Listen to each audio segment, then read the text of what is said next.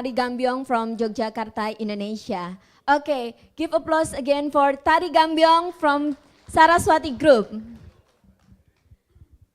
Ladies and gentlemen, before opening the session, we proceed to perform National Anthem of Indonesia Raya. We remind you all to rise up, please.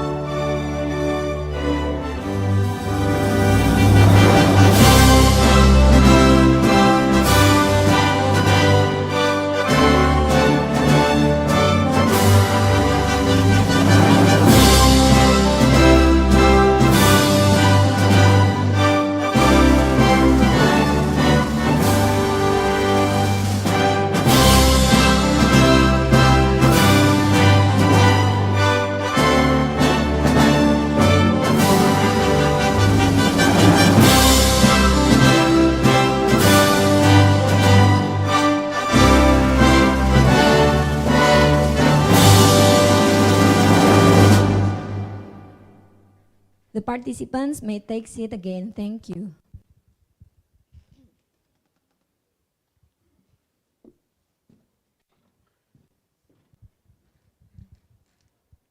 Distinguished guests, ladies and gentlemen, welcome to Yogyakarta, Indonesia.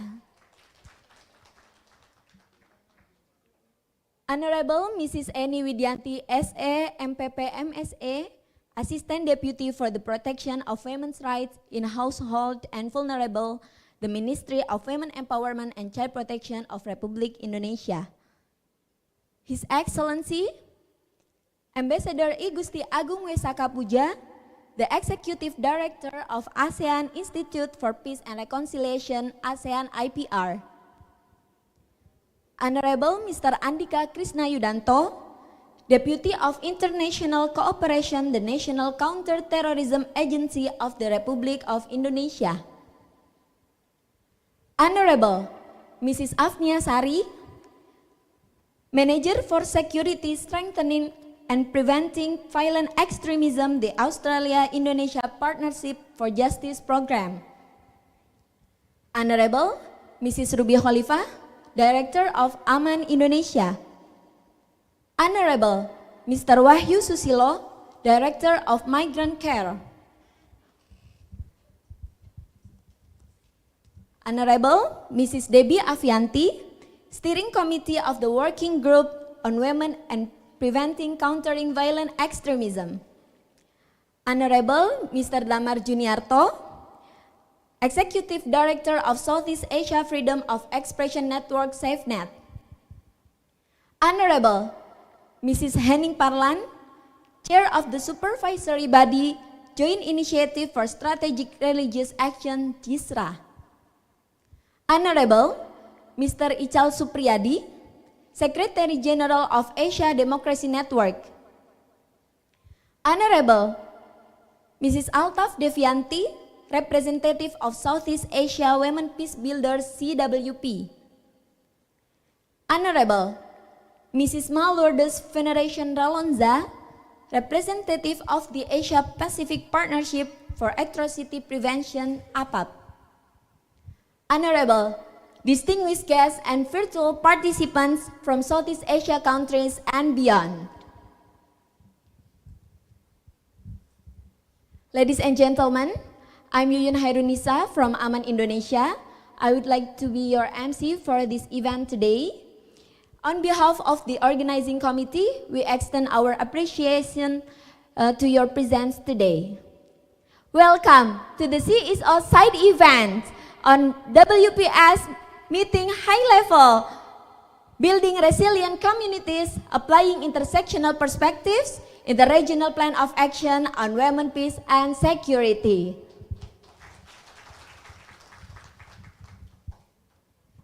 Ladies and gentlemen, this side event is co-organized by the Asian Muslim Action Network Aman Indonesia in collaboration with Migrant Care, Working Group on Women and PCVE, Asia Pacific Partnership for Atrocity Prevention, Southeast Asia Women Peace Builders, Joint Initiative for Strategic Religious Action, Asia Democracy Network, and Southeast Asia Freedom of Expression Network SafeNet, with support from the Australia-Indonesia Partnership for Justice Program.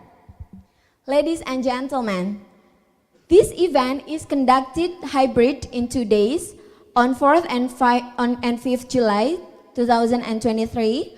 There will be plenary sessions, thematic workshop, dialogue, and press conference, which aim to advance the implementation of the Regional Action Plan on Women, Peace, and Security. This forum also will enhance partnerships between CSOs and governments, fostering collaboration to address the gaps and the challenges in advancing the WPS agenda.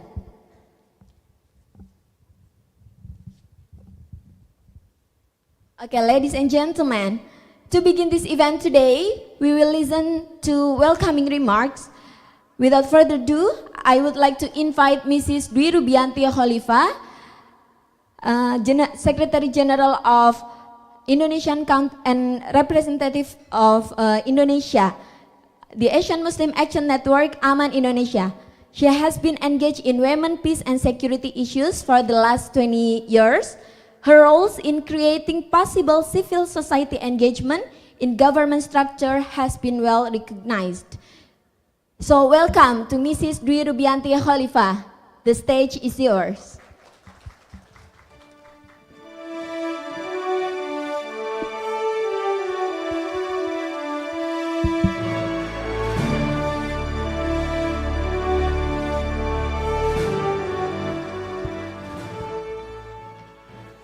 Assalamualaikum warahmatullahi wabarakatuh.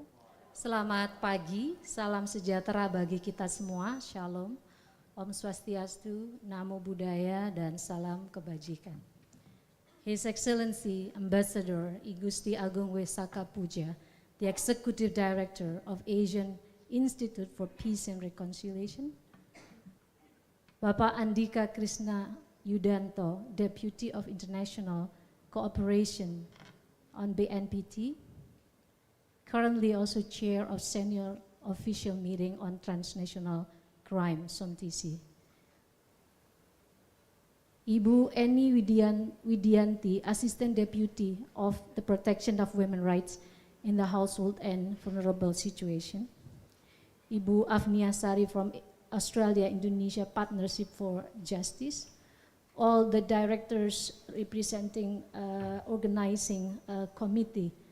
We have Mas Wahyu Susilo from Migrant Care, Mbak Debbie Avianti from Steering Committee of the Working Group on Women and PCVE, Mas Damar Yudniarto, Executive Director of Southeast Asia Freedom of Expression Network, Ibu Hening Parlan, Chair of the Supervisory Body of the Joint Initiative Religious Strategic Action, Bapak Ichal Supriyadi, Secretary General of Asia Democracy Network. We have Altaf Devianti representing Southeast Asia Women Peace Builders, and also Professor Lors Venetian Rolanza representing Asia Pacific Atrocity Prevention, and also all the representatives from civil society in Southeast Asia and beyond, because we have people coming from Europe, from other Asia countries, and also from Africa registering to our event and joining with the online. Distinguished guests, ladies and gentlemen, on behalf of the organizing committee of the Civil Society Site event for the WPS High Level ASEAN, I would like to welcome all participants to this important forum, both those present in person and those attending online. The CSO Site event we are organizing serves as a platform for civil society exchange on women, peace, and security efforts in the Southeast Asia region. It also demonstrates that civil society in ASEAN always maintain critical, independent, and committed characteristics to ensure the existence and health and sustainability of our civic space. Indonesia and the Philippines are two countries in the region that have been at the forefront of advancing the agenda of women, peace, and security with the active and meaningful involvement of civil society. When the Philippines adopted the WPS National Action Plan in 2010, Indonesia was in the process of negotiating to ensure that all actors had shared understanding of the importance of adopting Resolution 1325 in Indonesia. It was also recognized that Resolution 1325 is not only applicable for the countries at war, and the concept of humanity security is appropriate for building our future peaceful society. As part of the drafting team, alongside several other colleagues that joining at that time, I believe that decision to adopt and contextualize Resolution 1325 to suit Indonesia's need was the right approach. Instead of issuing WPS NAP with adopting 4 pillars from the Resolution 1325, Indonesian government issued Presidential Regulation number 18, year 2014, concerning the protection and empowerment of women and children in social conflict. This regulation encompasses 4 important aspects. For those of you who hasn't read the Presidential Decree number 18, 2014, please go to internet and see the content. Firstly, I would like to highlight, it agrees upon 3 pillars in the National Action Plan, namely prevention on the crisis response and gender-based violence, handling crisis and gender-based violence, as well as pillar number 3 is the women empowerment and also participation. What is specific in the context of adoption 1325 in Indonesia not happen in other countries, and I am okay and proud of this, is there is an element of child protection included in the 1325 implementation in Indonesia. The second part that important lies on the presidential decree is the clear coordination structure of the National Action Plan, includes national level coordinating team led by ministry, and also the working group led by deputy ministry. That's all written on the document. And the most important that I would like all of you representing civil society here, that the presidential decree, it is also included long articles on the civil society engagement. You can read on the Article 25 until 27, acknowledging the state recognition of civil society's strategic role in prevention, conflict management, and victim recovery, including the protection of women human rights defenders and peace builders that lies on the Article 28. Number 4, the other important on the presidential decree is also the existing and the commitment for Indonesia government for the financing of the implementation of 1325 in Indonesia from national, provincial, and also city level. All these essential elements I mentioned, beside Indonesia's commitment to democracy, are due to the involvement of civil society at the beginning of the implementation. And also, I think with all the evidence that we have and the inclusive experiences of engaging civil society, I think Indonesia is rightly positioned to be example and also driver of change in ASEAN, particularly in the implementation of Regional Plan of Action on Women, Peace and Security that was adopted on December 5th, 2022. Under Indonesia ASEAN chairmanship in 2023, the theme chosen is ASEAN Matters, Epicenter of Growth, which not only focuses on economic and political aspect, but also ensures the inclusion of women, peace and security agendas. These include ensuring safe and friendly Southeast Asian region for women and vulnerable groups, resolving humanitarian crises such as in Myanmar, ensuring women inclusion in conflict resolution in some places in Southeast Asia, including Thailand, Myanmar, and some more places, preventing the emergence and reoccurrence of the conflict and addressing non-traditional security issues such as migration, climate change, violent extremism, digital security, freedom of expression, and religion, which pose threat to women's security.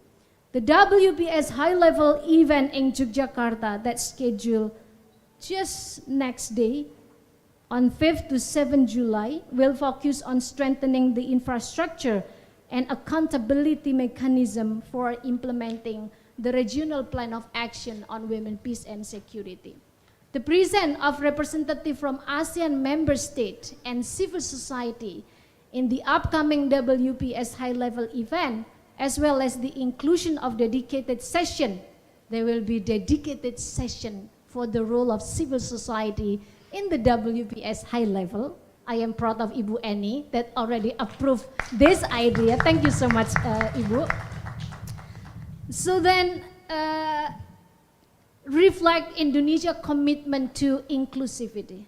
We hope that the tradition of collaboration between the government and civil society that has been established in the history of Indonesia, though we also have to fight for some shrinking space in some issues in Indonesia, can actually spread and be adopted by other ASEAN countries. As for form of the support from civil society to Indonesia Open Leadership, we, a number of civil society members, are attending this side event to provide updates, analyze the new situation of the women, peace and security, and formulate recommendation. We hope through this 2 days workshop, we aim to strengthen the outcome of the WPS high-level events, ensuring that not only government is preparing for strong infrastructure, ecosystems, and financial backing for the implementation of Regional Plan of Action on Women, Peace and Security, but also we hoping Indonesia government reaching out the unheard and untold stories that actually lies and live in Southeast Asia, such as Myanmar crisis, violation of human rights in migration, online gender-based violence, protection of the women human rights defenders, instrumentalization of women's body in violent extremism, food security, restriction of freedom of expression and religion, and many more. They are still in Southeast Asia. So we hope that the presence of the 3 Indonesian government representatives in this forum can serve as a bridge for civil society to convey the recommendation resulting from this event. I must conclude now and thank you for your coming, and let's work more in preparing our recommendation. Wassalamualaikum, Om Santi Santi Om. Thank you. Thank you for the wonderful speech. The second welcoming remarks will be delivered by Mrs. Eni Widianti SA, MPP, MSA, Assistant Deputy for the Protection of Women's Rights in the Household and Vulnerable, the Ministry of Women Empowerment and Child Protection of the Republic of Indonesia. She is a main person who is responsible for implementing WPS National Action Plan. Her leadership demonstrates inclusivity, in particularly ensuring civic space for civil society engagements. To Mrs. Eni Widianti, SA, MPP, MSA, please, the stage is yours.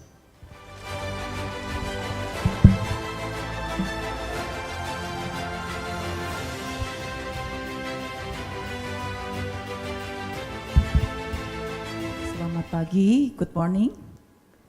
Assalamualaikum warahmatullahi wabarakatuh.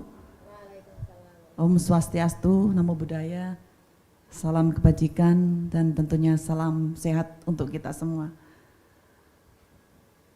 His Excellency Ambassador I Gusti Agung W.C.K. Puja, the Executive Director of ASEAN Institute for Peace and Reconciliation, Honorable Bapak Andika Krishna Yudanto, Bapak Craig, Chair of Australia-Indonesia Partnership, Ibu Ruby dari Aman Indonesia, Bapak Wahyu Susilo, Director of Migrant Care, Ibu Debbie Avianti, Steering Committee of the Working Group of Women and BCVE,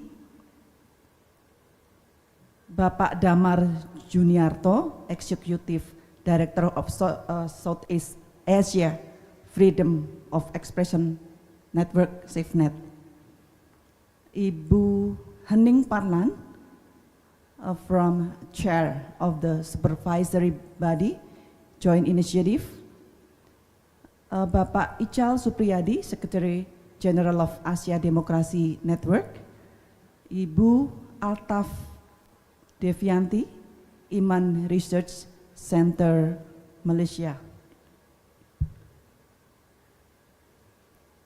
Distinguished guests, ladies and gentlemen, first of all, I would like to express my gratitude for the organization of the CSO side event today, with the theme, Building Resilience Communities, Applying an Intersectional Perspective in the Regional Plan of Action, Women, Peace and Security.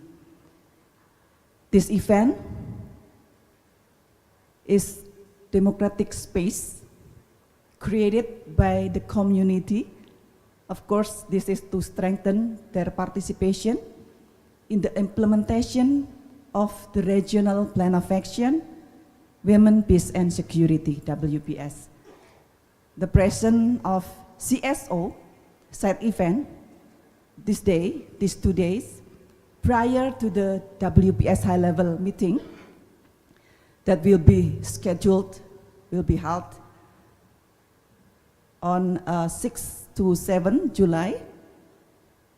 This is further strengthens our belief that the whole government and also the whole community, society approach is being pursued to ensure that the success of WPS agenda is very important.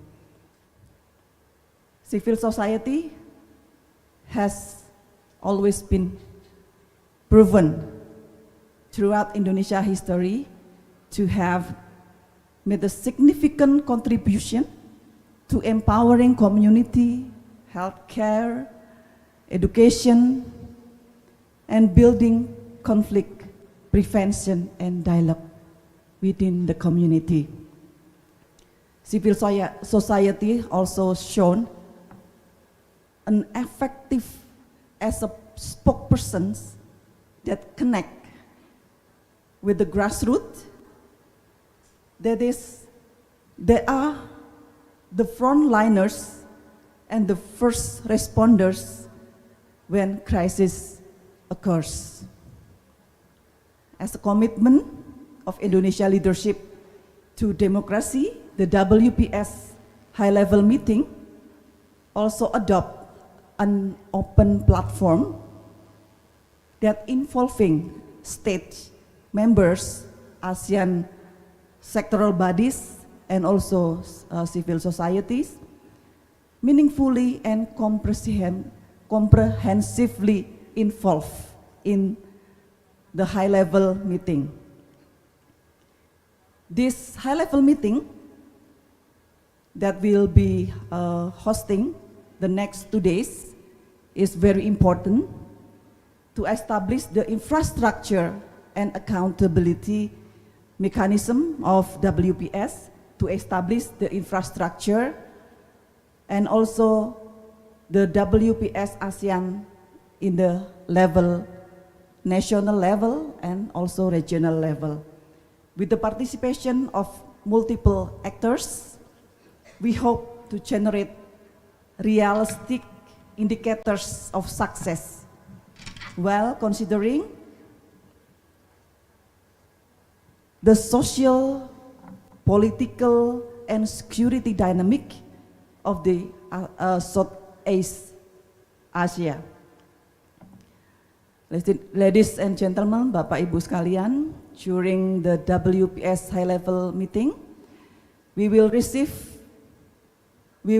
review the situation and also the implementation of WPS agenda in each ASEAN member states, in each countries, and re-examine non-traditional security issues such as climate change, Ibu Ruby already mentioned, violent extremism, migration, cybersecurity, humanitarian crisis, and more.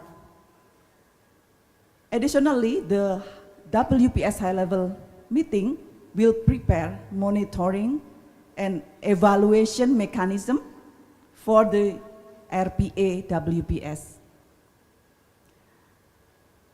Distinguished guests, ladies and gentlemen, we hope that under Indonesia leadership in ASEAN this year, 2023, we can build a crucial foundation for the implementation of WPS at the regional level in ASEAN and also in the national level, and for the further level is in the grassroots level.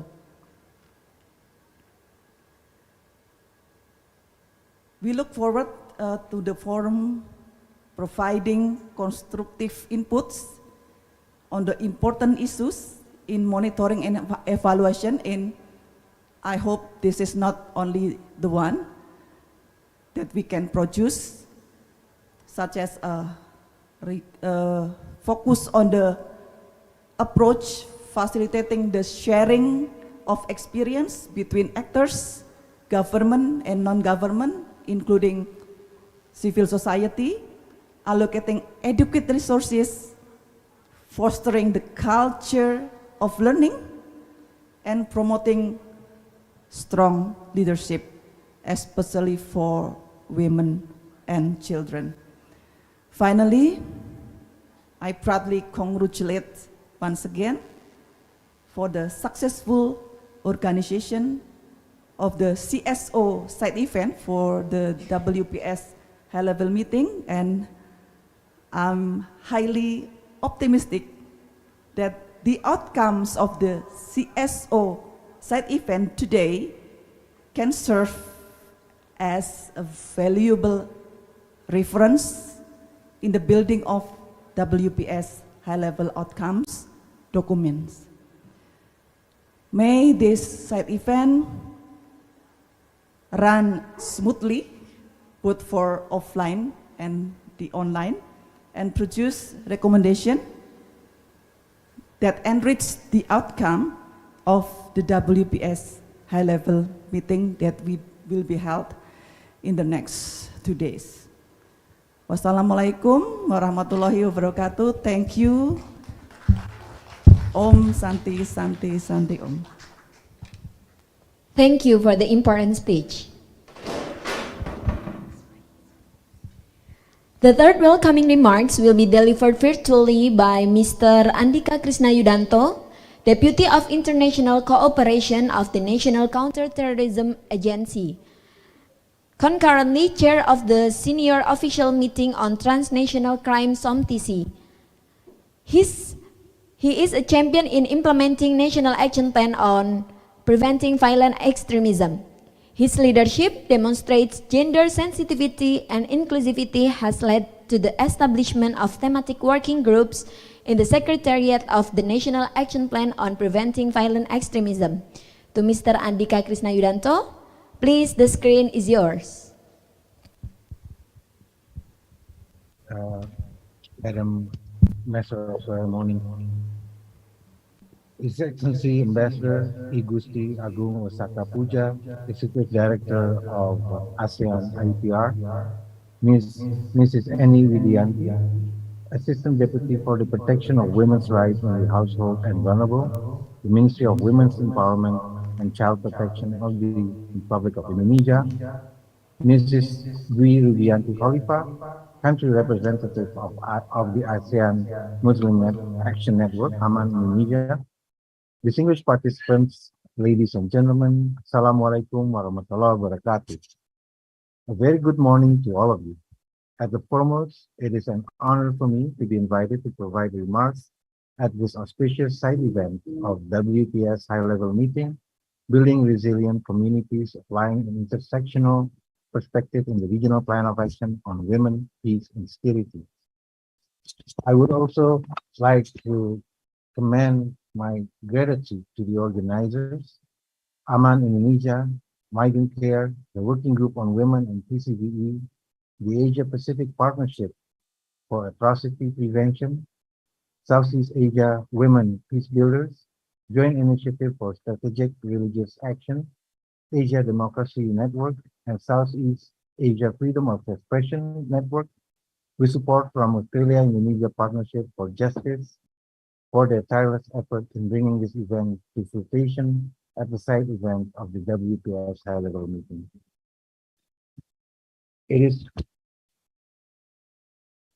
This event showcases our unwavering commitment to advancing the women, peace, and security agenda in our region. Distinguished participants, the forum will delve into the intersection of women, peace, and security agenda with various critical issues such as migration and human trafficking, radicalization, violent extremism, climate change, disaster management, cybersecurity, social and natural resources conflict, and atrocity prevention.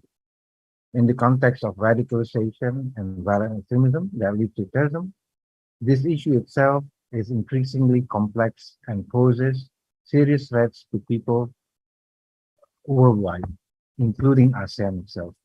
Advancements in communication technology, including the internet and social media, have made it easier for terrorist and violent extremist groups to abuse for their purposes by targeting vulnerable communities, including women.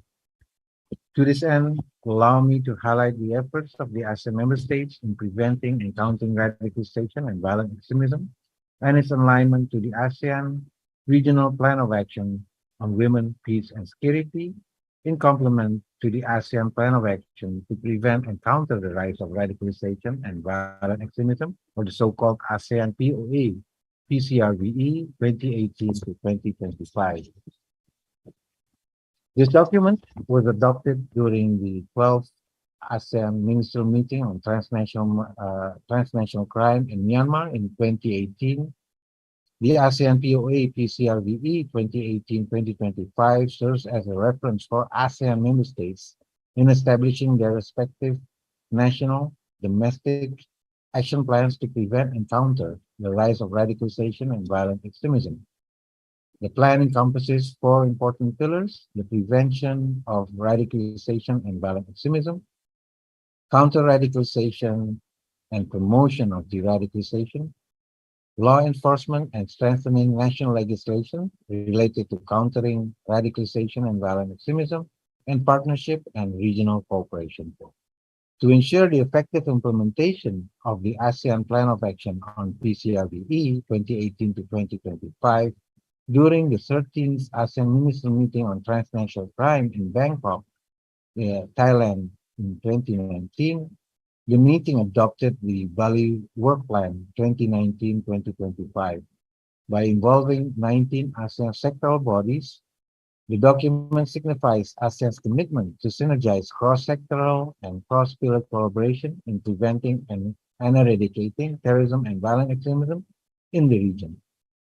To this end, I have the honor to inform you that Indonesia, as the chair of the SOMTC Working Group on Counterterrorism, has initiated the civil society organization consultation on the development of the Bali Work Plan 2019 to 2025 in Kuala Lumpur, Malaysia, on the 2nd to the 3rd of July 2019, which involves the involvement of representatives from 21 regional civil society organizations and think tanks, as well as the ASEAN Secretariat. In this regard, let me extend my gratitude to all of you, particularly participating in this event once again for your continued commitment in supporting the implementation of various regional initiatives, including those related to preventing and countering the rise of radicalization and violent extremism, including the agenda related to women, peace, and security. Notably, the Bali Work Plan incorporates activities that promote gender equality, the participation and leadership of women in preventing and countering the rise of radicalization and violent extremism, which aligns with the goals of the Women, Peace, and Security agenda. Within the Bali Work Plan, Priority Area 1.5 emphasized the empowerment of women and the promotion of gender equality to enhance the capacity, participation, and leadership of women in promoting moderation and tolerance. It encompasses activities that address.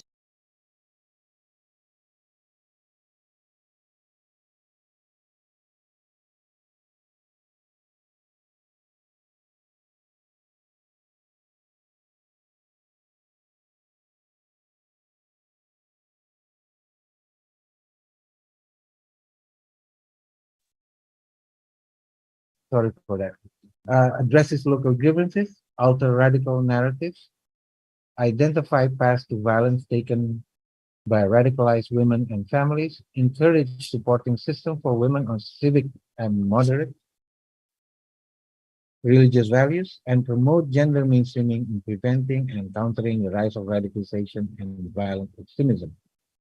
Distinguished participants, today's side event provides a unique platform for all of us to collectively share best practices, identify challenges, and foster collaboration among civil society organizations, government, and other relevant stakeholders. The recommendations and insights generated from this event, including this side event, will serve as valuable contribution to the ASEAN WPS Summit, the high-level dialogue to advance the implementation of the Regional Action Plan on Women, Peace, and Security, scheduled to be held from the 5th to 7th of July 2023 in Yogyakarta. In conclusion, let us seize this opportunity to deepen our understanding, broaden our partnership, and re-strategize our collective responses to advance the implementation of the Regional Action Plan on WPS. I would therefore encourage each participant, whether online or in person, to actively engage in the discussions, share your experiences, and contribute to the policy dialogue. Together, we can build a resilient community, ensure the empowerment of women, and foster inclusive peace building in our region. Last but not least, I do hope that today's meeting will produce fruitful outcomes through your valuable contribution during the deliberations. I wish you all a successful meeting. I thank you. Wassalamualaikum warahmatullahi wabarakatuh.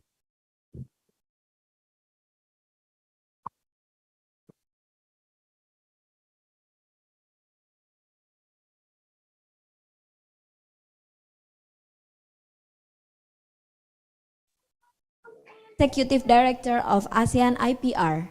He is a person who has commitment in sustaining peace, particularly in Southeast Asia, by encouraging the roles of women through ASEAN Women for Peace Registry. To His Excellency Mr. I Gusti Agung Esa Kapujat, the time is yours.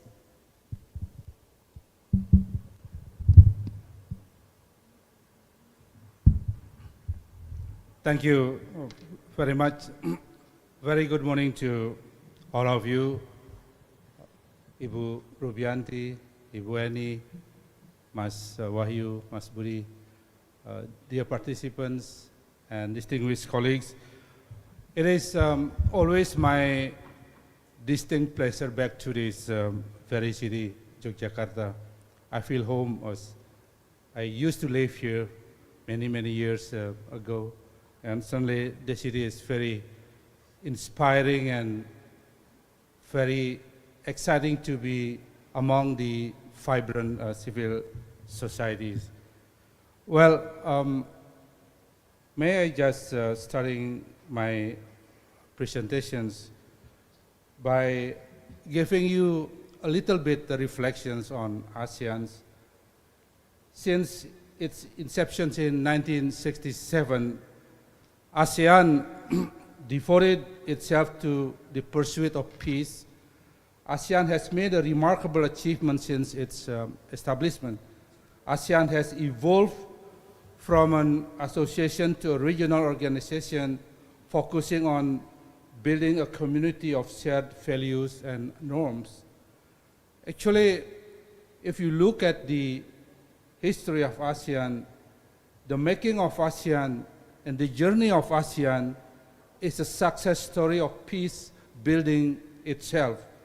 During the past 55 years of ASEAN in general, ASEAN has secured continued peace and stability in the regions. ASEAN devoted itself to the pursuit of peace. Peace has allowed ASEAN countries to achieve remarkable progress in their economic development and elevated millions of their peoples out of poverty. And you see today, ASEAN has even further developed as a more integrated and rules-based organization from where it started. It has managed to transform itself from an association of states to a community of nations. The region of Southeast Asia has been characterized by interactions of regional players and foreign powers. During the Cold War era, the region became the playground of major powers that had the potential to threat the security in the regions. We are all aware that the building and maintaining a peaceful and prosperous community is not without its challenges. Security challenges posed by old issues such as unresolved border issues and internal conflicts, you like it or not, persist in the regions. And given the increasing complexity of the challenges and contemporary threat that ASEAN is facing, it is not only the track one, which is the government institutions, to be the only actor in this endeavor. The responsibility to sustain peace rests in all stakeholders, where cross-cutting issues require cross-sectoral actors. Therefore, distinguished participants, in any processes, it is paramount to ensure not only the inclusivity, but also participation and engagement of all related stakeholders from the grassroots to the policy-making level. As peace, commonly known as the antonym of war, traditionally peace is defined as a condition where there is an absence of conflict or other forms of violence. However, with the development of geopolitical relations, globalization, and modernization, it could be argued that the absence of war or conflict does not necessarily equate to peaceful conditions.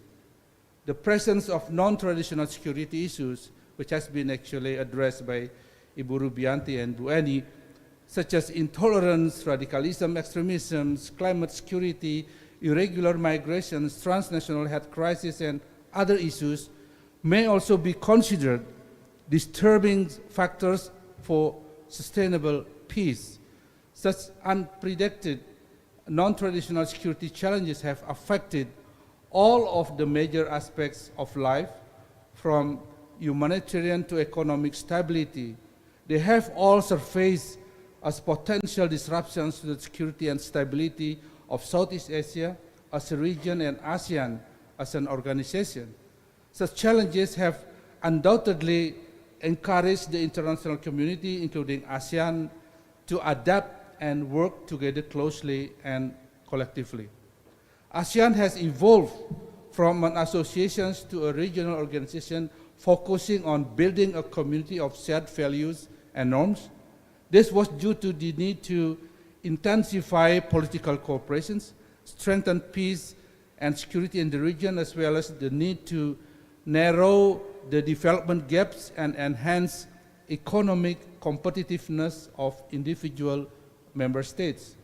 For more than 55 years now, ASEAN has been an indispensable factor in contributing to peace and stability in the Southeast Asia regions.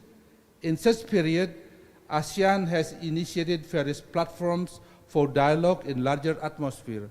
ASEAN reaffirms its commitment to ensure inclusive participations in the design and implementations of solutions for building sustainable peace.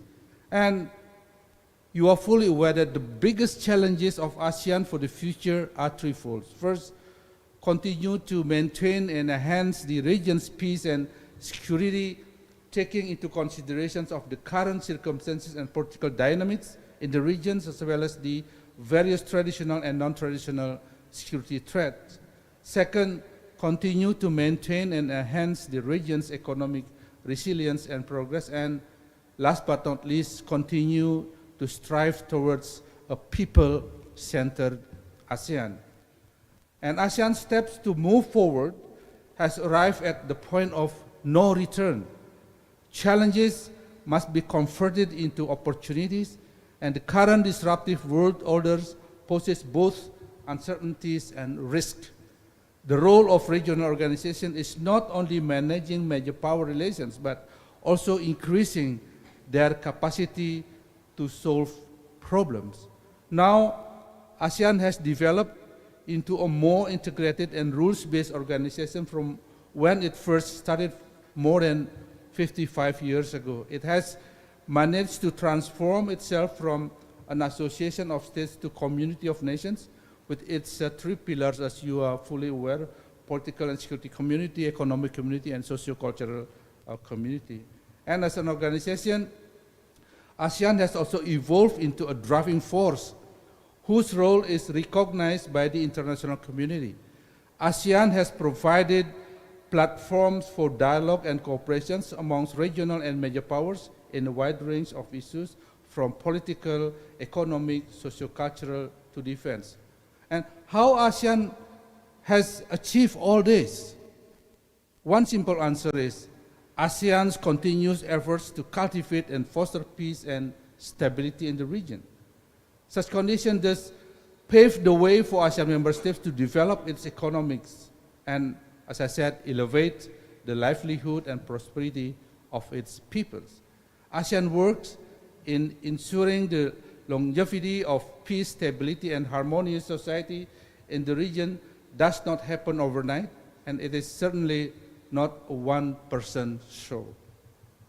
In accordance with the spirit of ASEAN of unity and diversity, ASEAN's success in preserving peace and stability in the region is made possible through collaborations among its member states and relevant stakeholders. in pursuit of ASEAN's objective to strengthen the unity and cohesiveness of the regions to build a more inclusive, democratic, just, transparent, and rules-based community that shares the values of tolerance and moderation, ASEAN has set out various means to, among others, promote principles of democracy, whether it's its own or more often with its partners. May I remind you that ASEAN aims by 2025 to establish the culture of good governance and mainstream the principles into the policies and practices of the ASEAN community, and this is done through various means such as, among others, promoting dialogue and partnership as what we have right now among governments and relevant stakeholders to foster and enable new ideas, concepts and methods with a view to enhance transparency, accountability, participatory and effective governance. Ensuring the full and effective implementation of agreed areas of cooperation to enhance good governance within the ASEAN community, and promoting the sharing of experiences and best practices of leadership concepts and principles of good governance.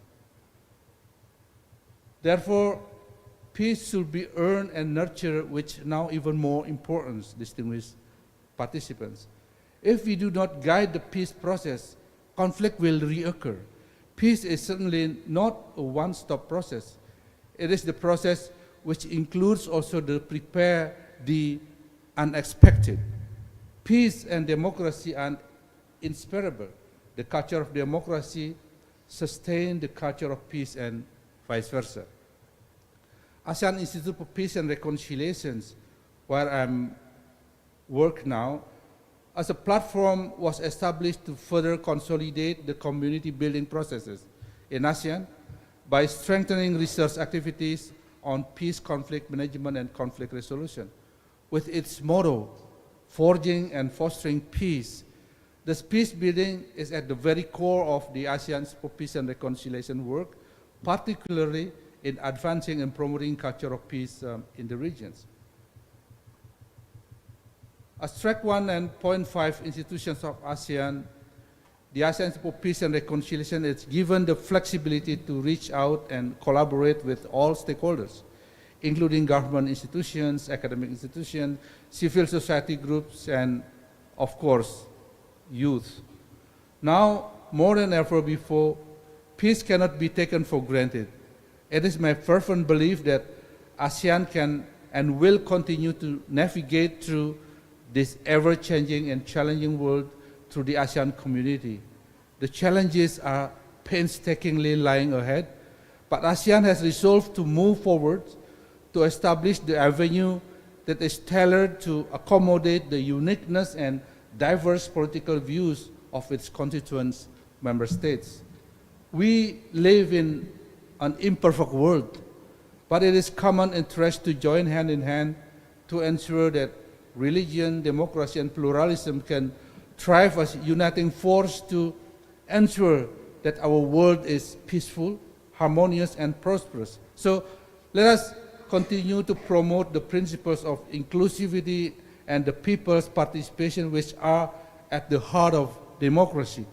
Let us sustain democracy by promoting tolerance and mutual respect, as well as fostering goodwill. Distinguished participants, promoting women's effective participation in conflict mediation and addressing their specific needs in peacemaking effort is high focus for the ASEAN for Peace and Reconciliation. The WPS agenda has been one of the priority areas of ASEAN APR's work for the last decade to undertake studies to promote gender mainstreaming in peace processes. Gender dynamics provide unique opportunities and challenges at the same time for peacemaking and need to be comprehended, analyzed, and used for strategic advantage.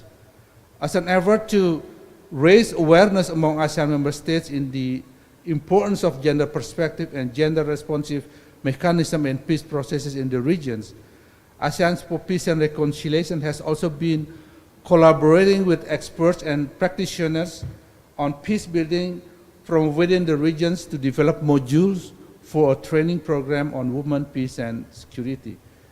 These modules are aimed to train and enhance the capacity of government officials in ASEAN member states to support women's participations in conflict resolution and peace building by formulating policies through a gender perspective and aligned to WPS pillars.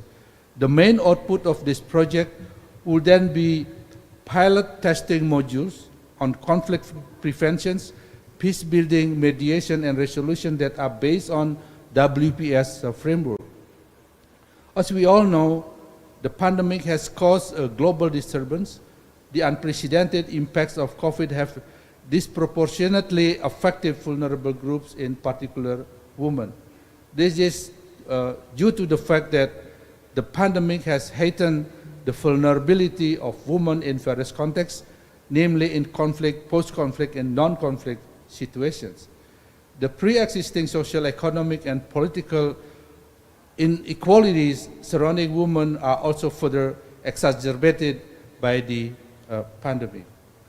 Distinguished colleagues and participants, recalling the 2017 Leaders' Joint Statement on promoting women, peace, and security in ASEAN, a strong commitment from all ASEAN member states, bodies, and entities to encourage the inclusion of WPS agenda and its 4 pillars in all peace-related measures is required in order to have the appropriate support and ownership over the WPS agenda in the regions.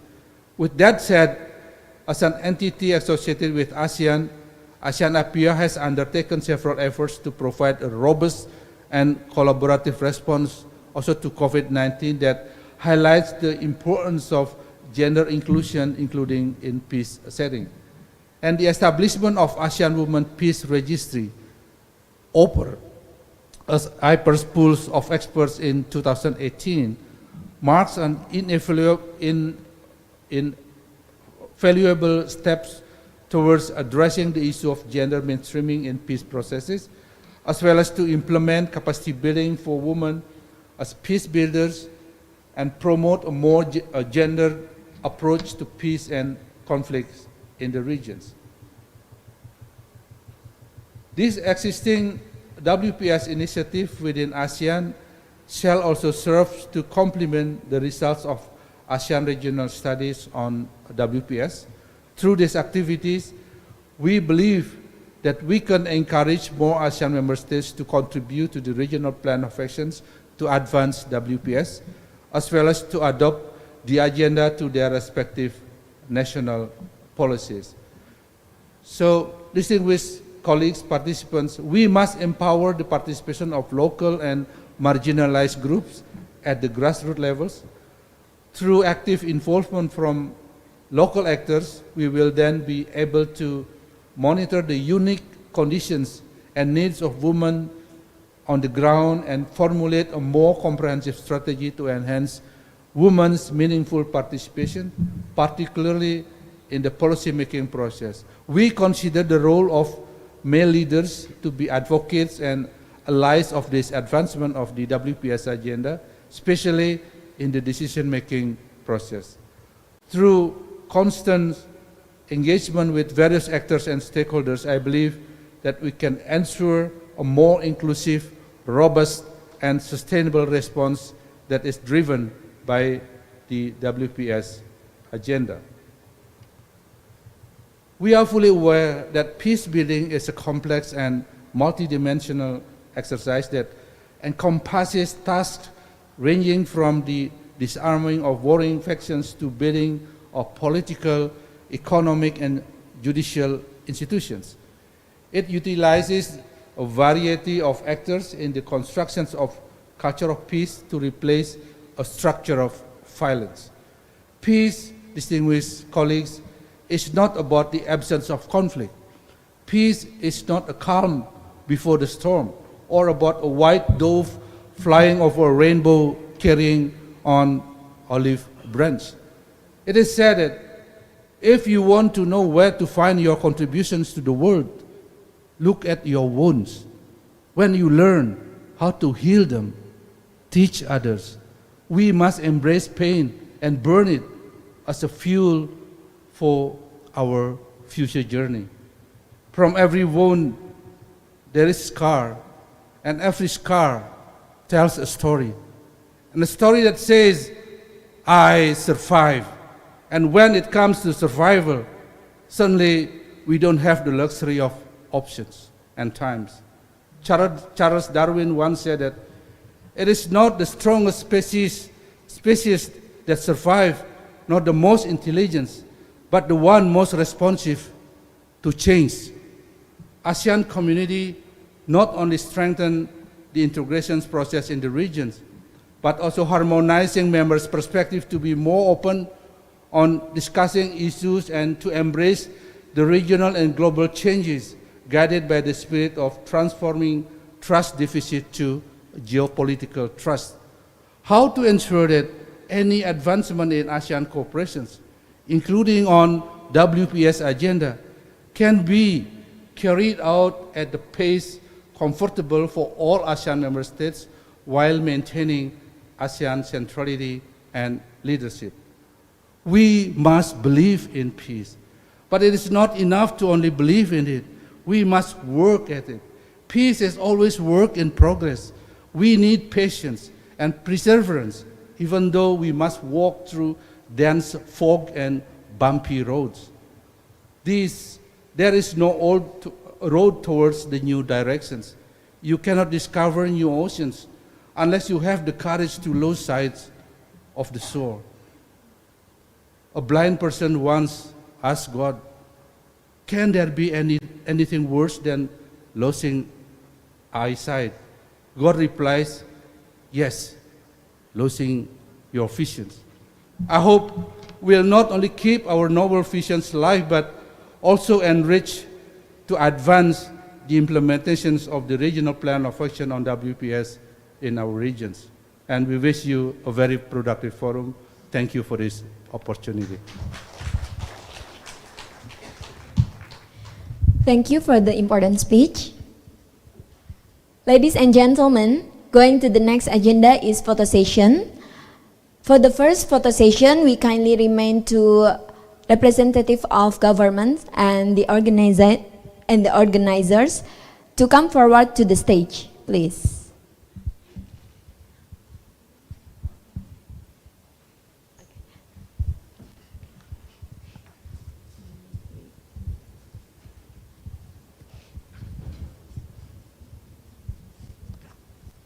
Please to Mrs. Eni Widianti and His Excellency Ambassador Igusti Agung Wesaka Puja, and Mrs. Afina Sari, Mrs. Ruby Khalifah, Mr. Wahyu Susilo, Mrs. Debbie Avianti, Mr. Damar Juniarto, Mrs.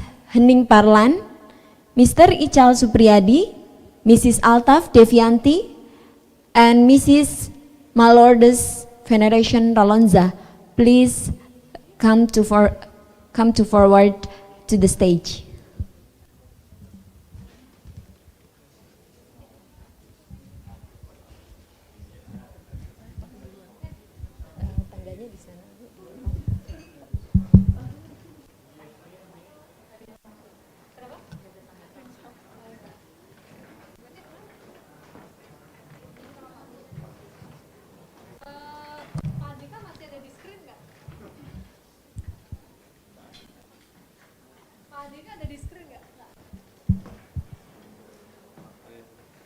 Salam Pak Andika.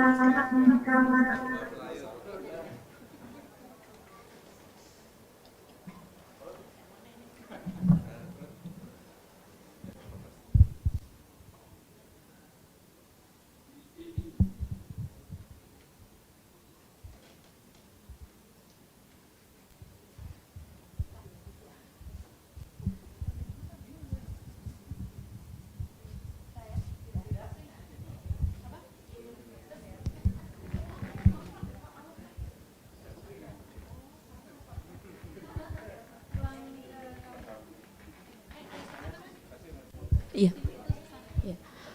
For the second photo session, we kindly remind to all of participants to raise up, please. And the photographer will take a photo from the stage. Ladies and gentlemen, please to raise up.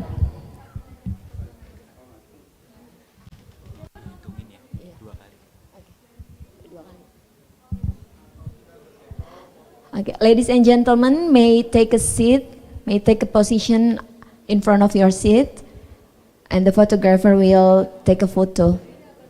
Stand up. Yeah. Okay, I will count. Okay. 1, 2, action. Okay. Again, Mas? Again? Okay. 1, 2, 3. Okay. Okay, one more time. The photographer will take a photo from back, yeah, in the backward. And all of participants, please to turn backward from your position.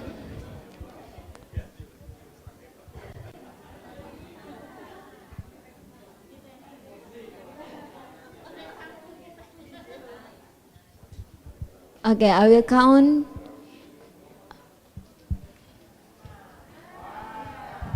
Okay. 1, 2, 3. Say cheese. Okay.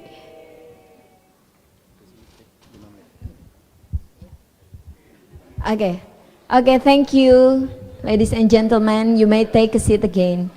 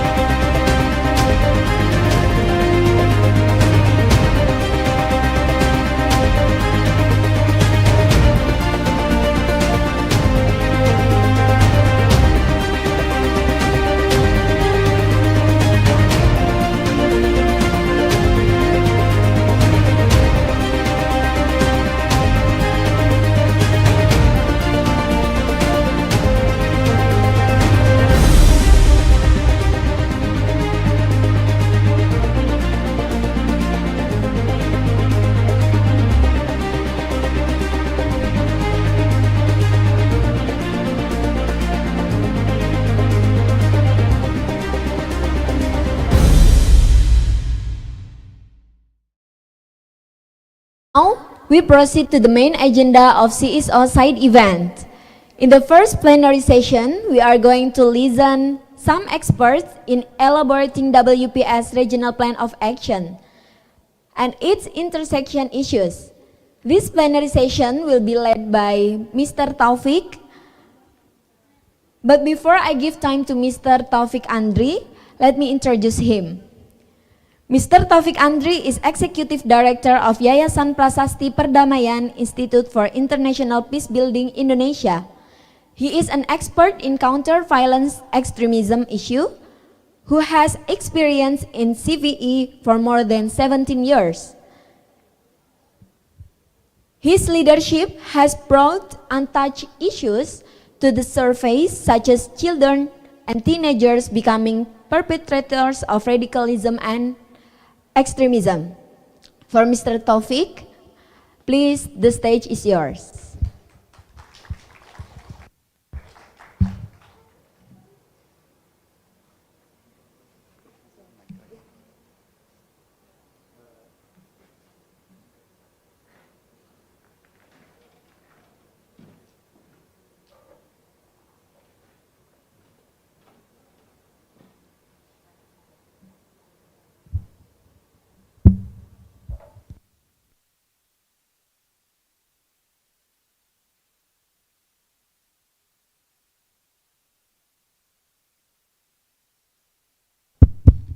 Thank you.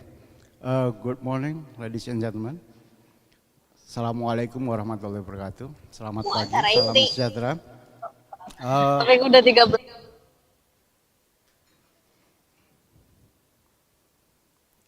So this morning, we would like to have a discussion on the implementing of the Women and Peace and Security in the Southeast Asia. And I would like to invite the speakers to the floor, to the stage. Mbak Yudianti Huzaifa, Mas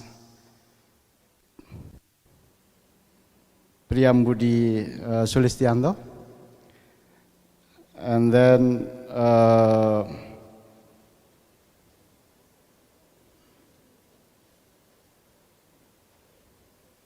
yang lain online ini ya, right?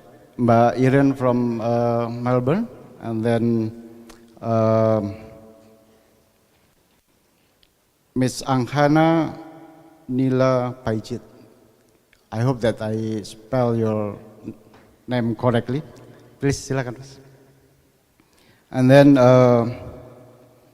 Miss Altaf Devianti, my old friend from Malaysia.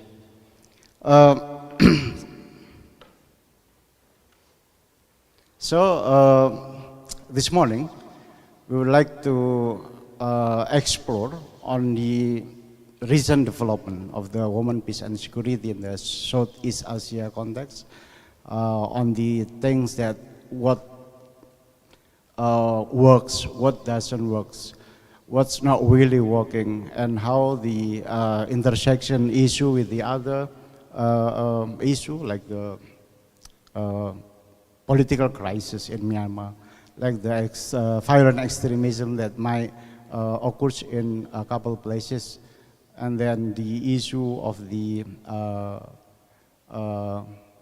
post-Marawi things in Philippines, a couple of issues from Malaysia that might deliver by our colleagues, and the things that might interesting us on the development of the women, peace and security.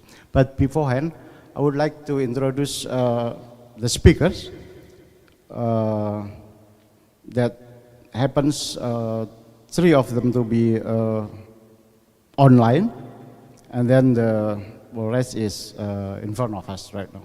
So the first speaker is Miss Irin Hiraswati Gayatri. She is a PhD candidate from the Monash School of Social Science in Australia, and currently, she did a lot of research on the women, peace and security, as well as on the PCV issue in Indonesia. And she's working on the BRIN, Badan Nasional, Badan Riset and Inovasi Nasional. And I think she have a lot of knowledge, especially because she's involved in the establishment of National Action Plan in PI, penanggulangan ekstremisme berbasis kekerasan in Indonesia.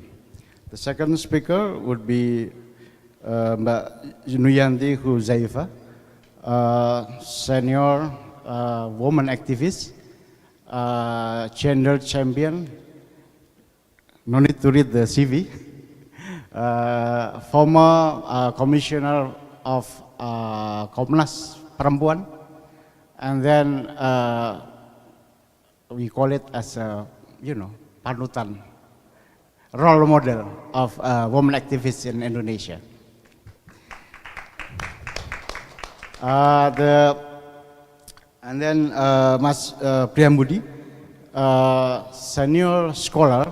I read a lot of his work, and I think there are not many scholars who studying seriously on the Southeast Asian country. I mean, a lot of people study Indonesian and Islam maybe or politics, but not many scholars who studying like issues on Thailand and Myanmar. Mas Priyambudi is one of it, and as a scholar from Flinders University, he produced so many books, so many papers that showing his expertise on these political issues. And then next speaker is Debbie Stohart, coordination of founder the Alternative Asian Network on Burma, or ALTSEAN. So hopefully she will join us later with in the Zoom, and she have a lot of experience in intensive program for diverse young women from Myanmar to help the strengthen and expand women leadership in conflict-affected zones. She also a member of the Innovation for Change Global Governance Circle and serve of 3 working groups of ISCR Net, International Network for Economic, Social, and Cultural Rights, and many of her experience and working expertise are related to the women issues in Myanmar. A speaker from the Thailand is Mrs. Anghana Nila Paijit. Hopefully I pronounce your name correct. She's a woman human rights defender and the former commissioner of the National Human Rights Commission of Thailand. It's like a Komnas HAM here in Indonesia. She will share her expertise and experience on the women issues in Thailand. From Malaysia, Mrs. Siti Altaf Devianti Ismail, the co-founder and managing director of Iman Research in Malaysia. Iman Research is a long-standing organization who works on the research on the PCV issue and become one of the important and strategic think tank in Malaysia in democratic and human rights issue as well, and also have a lot of experience on the women and issues, women and children issues. So without further ado, I would like to give the opportunity for the first speaker, Mbak Irin. Are you with us now? Yes. Halo Thank Pak you. Taufik, Halo Mbak, apa kabar? Yang Budi, Mbak Yuni, and our friend from Malaysia. Hai Mbak. Apa kabar? Baik, thank you Mbak. Thank you for being here with us. I will give you 10 to 12 minutes to deliver your presentation. The screen is yours. Thank you so much. Should I share? Okay, Ibu will help me. Good morning, my colleagues, my friend, distinguished speakers from ASEAN international bodies, and also I saw several of my senior colleagues, Dr. Finney, Dr. Ankana, Dr. Yuni, and several other distinguished speakers. But also, before I start, I would like to send my respect to the elder lands where I live and speak now in Australia, the first Australian.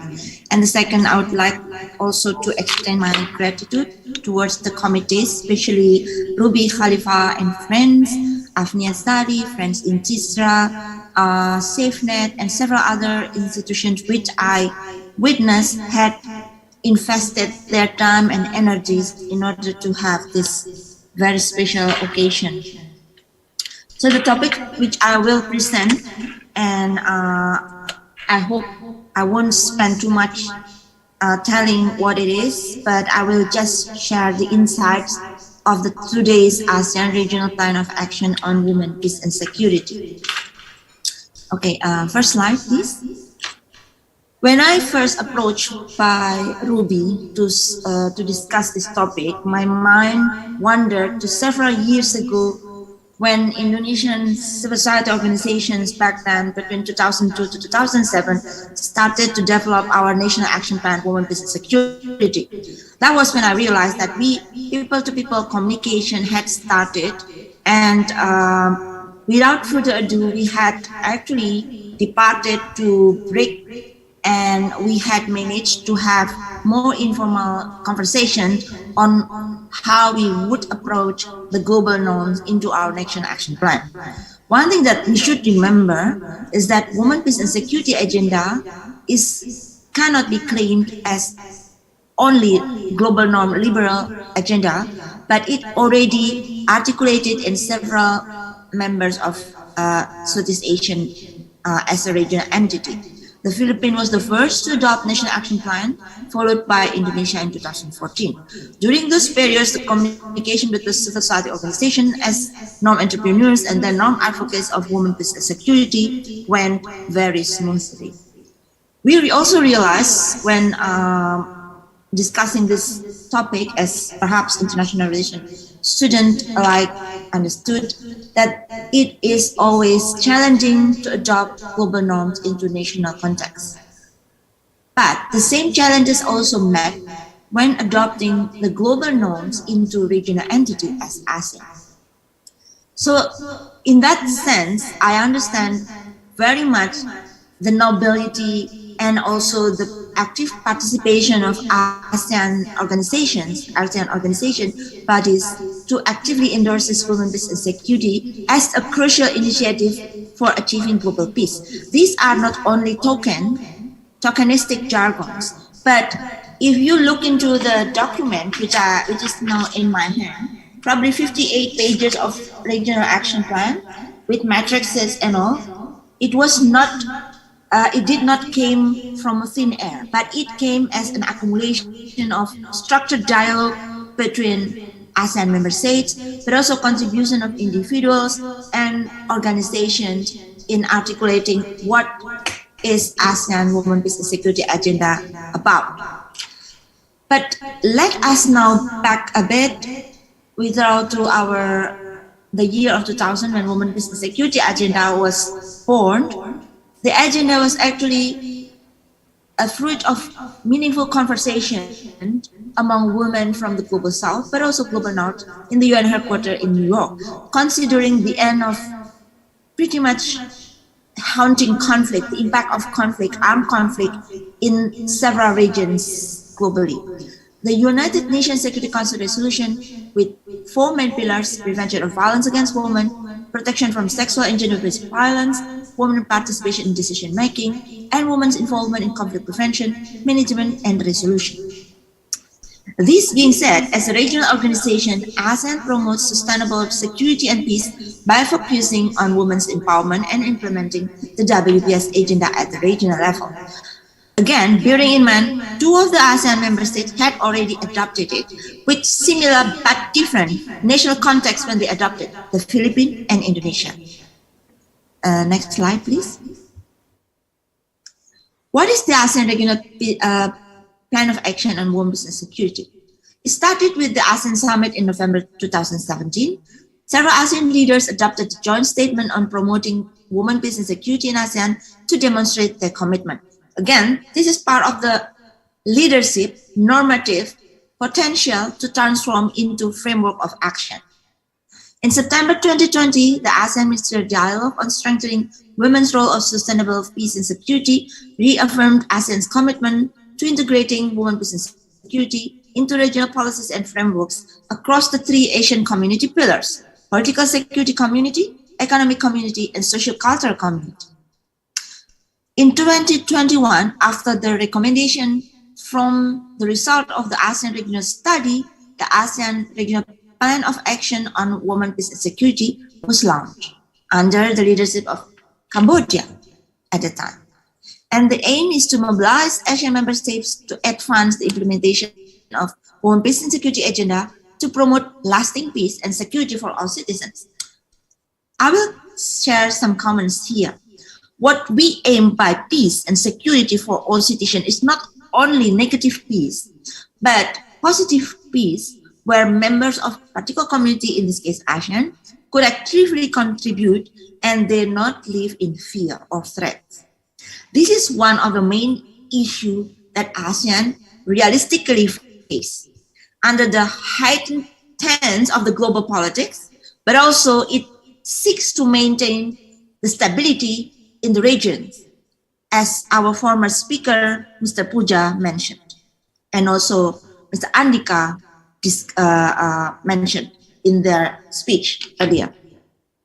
So lasting peace and security for all citizens somewhat seen as utopia, but it will become utopia like forever if there is no active contribution from the member of the particular community in order to invest for their own security, shared feeling of secured. So that way, the formulation of regional plan of action involves structured dialogue in the ASEAN member states involving various CSOs and individuals as the first step. Next, please. The normative points of regional action plans are Declaration on the Elimination of Violence Against Women in the ASEAN region in 2004, the Declaration on the Elimination of Violence Against Women and Elimination of Violence Against Children in ASEAN in 2013, and the ASEAN Regional Plan of Action on the Elimination of Violence Against Women, the current one in 2015.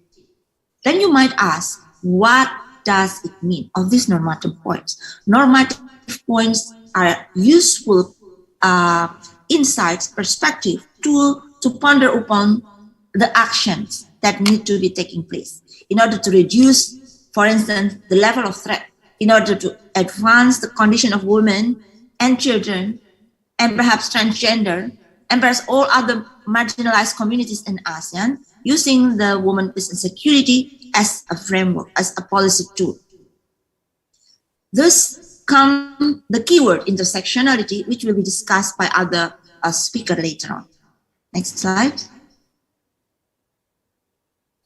However, considering several situations in ASEAN regarding the organization itself and the background of ASEAN member states as member of the regional entities and the dynamic of the global politics, I at least listed several limitations of ASEAN. First, in terms of the support formulation of the regional action plan itself, but also in the implementation of it. So we had learned from previous speakers and also from my previous slides that several institutional pathways supported the regional peace action formulation. This demonstrates ASEAN's commitment to regional leadership, collective leadership, particularly in the Asia-Pacific region, and global leadership in implementing the WPS agenda. This also, which I did not write, demonstrate that ASEAN are not merely followers of global norms or the liberal norms, It calculated the action when it adopts the global norm into the regional, but also in the national action plan. Yet, ASEAN's intersectional capacity to respond to a dynamic peace and security landscape is still limited. Why? Because of the diverse commitments of each member country. Sometimes a particular member country, prioritized gender mainstreaming. It took like a lengthy way in order to adopt and apply women's security agenda, including in the national development paradigm. But other countries perhaps not prioritizing it or even question what is this agenda about? Will it become burden to our program or priorities? What would happen if my country did not agree with the women's security agenda? Other countries approach differently. How we could accommodate and benefit from applying women's security agenda. This line of thinking risks to be claimed as instrumentalizing women's security agenda. However, the keyword for policy actors, policymakers in Southeast Asian countries are why bother only to adopt jargons if we cannot apply it, right? So this is what happened, for instance, in Indonesia. We mainstream women's security agenda into development paradigm. It regulated under particular ministerial regulation, and then it became part of our development framework. Another limitation is, of course, the non-interference method articulates in the ASEAN way as the member interactions SOP, which somewhat slowing down or tend to slow down the efforts to advance in solving the pressing issues. For instance, gender-based conflicts in Southeast Asia that affected by, for instance, the conflict in Myanmar, the overdevelopmentalism in a particular country, for instance, in Indonesia, and several others. The last, but one of the important limitation is the innate security complex in the region, which, for my understanding, ASEAN always asks to respond proactively on whatever happened at the global politics. But I think there is this wisdom of ASEAN leadership. ASEAN leadership need to pay attention to what extent ASEAN as a regional entity could respond to any security development in the other part of the world. For instance, Russia, Ukraine, the crisis in the Middle East, another crisis in perhaps other parts of the world. That would affect the mobility of ASEAN communities, but also that would perhaps affect to the, what is it called? The dynamic of ASEAN as the guard of the security and peace stability and stability in the region. Mbak Irin, one Next more slide. minute, please. Yes. Can you make it like So- 1 or 2 minutes? Thank you. Yeah. So what are the expectations? Conversation with several of experts and also activists, including friends who had gathered in this very excellent session, mentioned that regional plan of actions should have been more inclusive, and inclusive, I said twice, of previously marginalized groups in the regions. And then the second expectation would be plan of action would or could become an avenue or channel through which communities in the region may first access the knowledge behind ASEAN policy making related to pressing issues, directly participate in the political conversation that affect their daily lives in this region, and in doing so would require radical transformation of ASEAN operational conducts to think and act outside the box. Last slide. So there are several inquiries that perhaps would provoke more discussion in this forum. First, to what extent could regional plan of action of warm peace and security influence the advancement of UNSCR 1325 mandated pillars for the region? Would ASEAN entities adopt innovative approaches such as bolstering gender mainstreaming in ASEAN institutions? And the third, what would be the approach in aligning the women peace and security agenda in its mechanisms as regional organization? Last slide. Terima kasih, thank you, terima kasih. Selamat siang. Thank you, Mbak Irin. Excellent presentation. And hopefully that what's happened in Southeast Asia is not like an utopia. And we have a lot of limitation, a lot of challenges that delivered very well by Mbak Irin, and hopefully the forum can get the insight and produce a lot of perspective later on the discussion.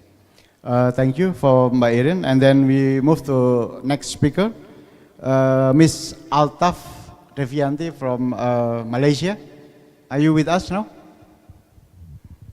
Hello, good afternoon, everyone. Hi, Taufik. Hi, Altaf. Nice to see you. Likewise. The screen is yours. You have like 10 to 12-minute max to deliver your remarks. Thank you. Thank you very much. Before I start, I'd like to thank Ibu Ruby for inviting and allowing me to share some experiences in Malaysia. And I'm glad that I'm actually coming in after Ibu Irin, because I think she really did set the pace in the explanation of WPS in the region and certain expectations.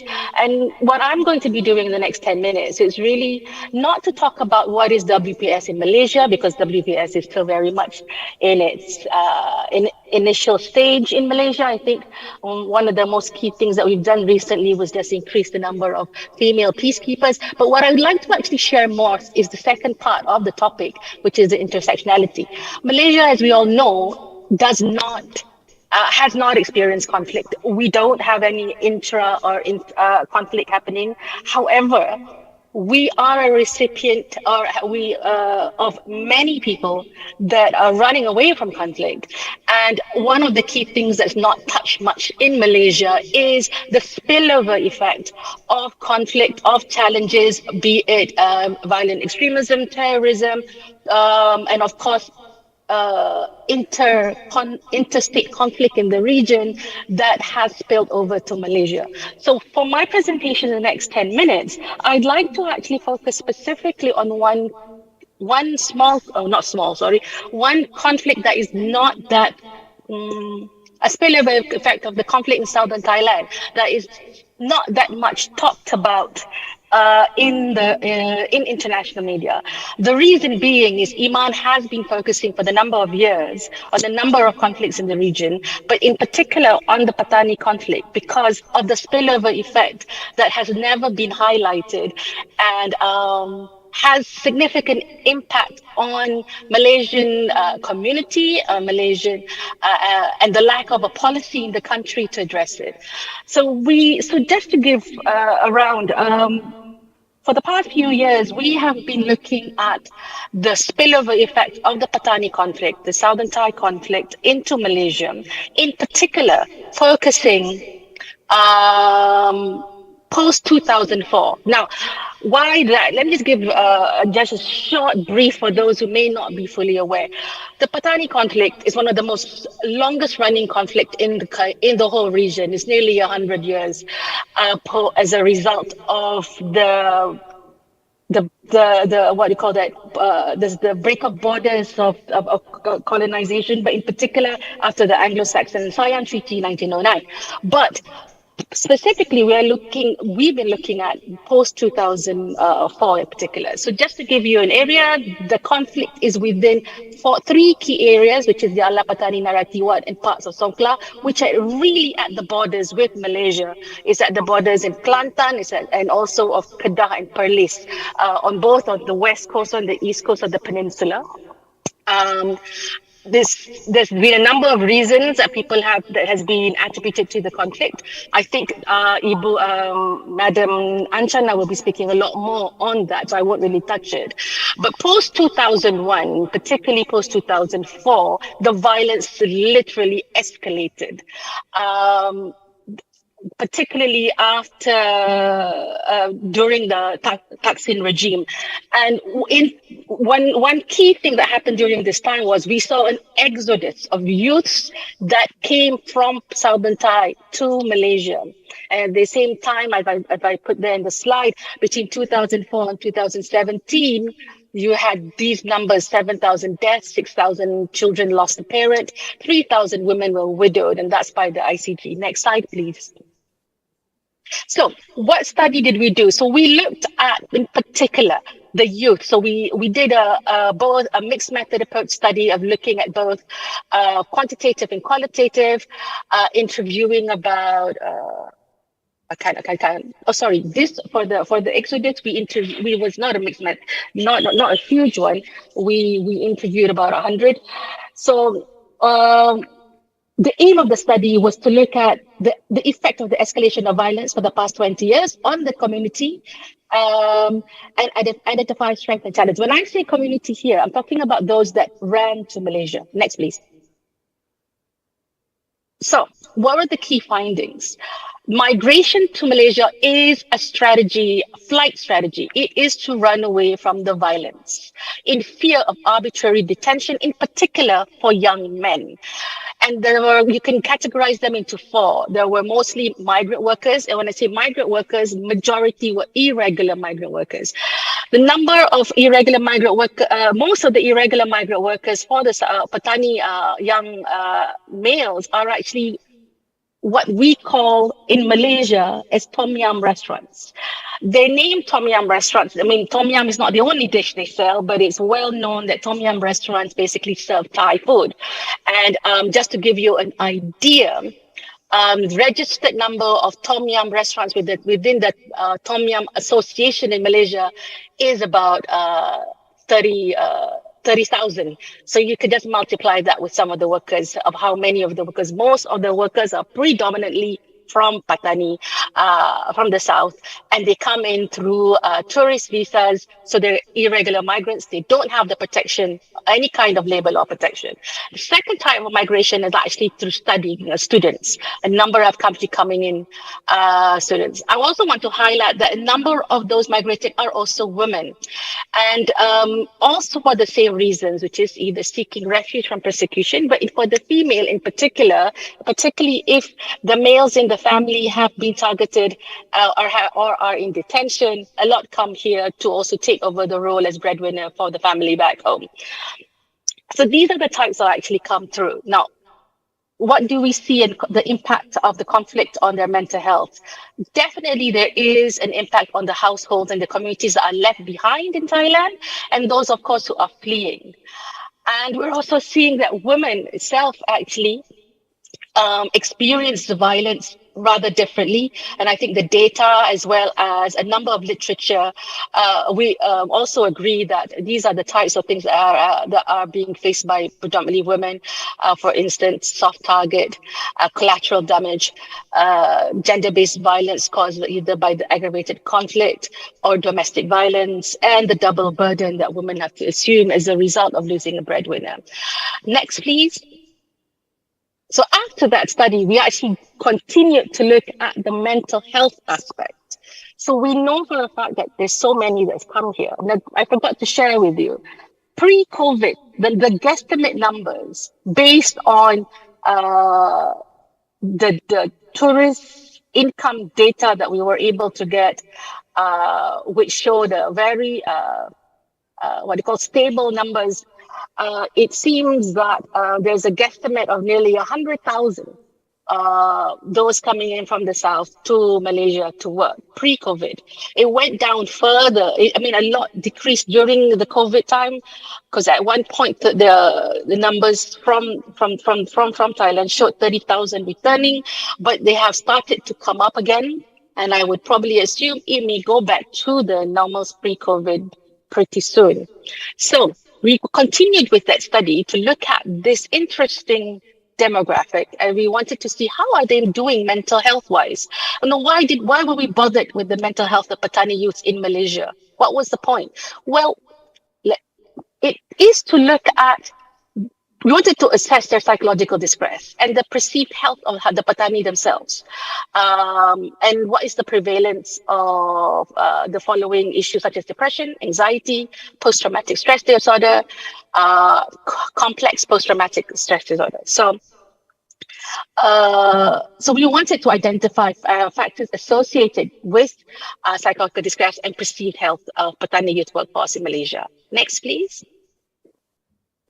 Now, Pre-migration, the traumatic events were four key things that basically influenced their pre-migration traumatic, their psychological well-being. First and foremost, of course, the experience of physical trauma itself. A number of those that we interviewed, and this one we were able to actually interview 300 workers in Malaysia, from minimum of 6 states: Penang, KL, Selangor, Johor, Pahang, and Kelantan, if I'm not mistaken. So among those that they had mentioned was definitely torture, which was always the biggest one, rape, severe beating, and other physical injuries. What followed that was what was happening to their families and friends. For example, they had a member of the family being murdered, a spouse or family member disappeared or kidnapped, or a friend being kidnapped.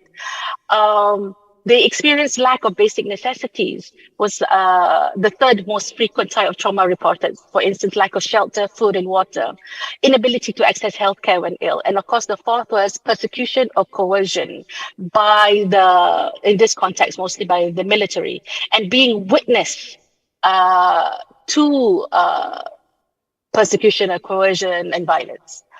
Next, please. So, post-migration, what was it like living in Malaysia? There's this myth that because Patanis look like Melayu, looks Malay, they integrate easily.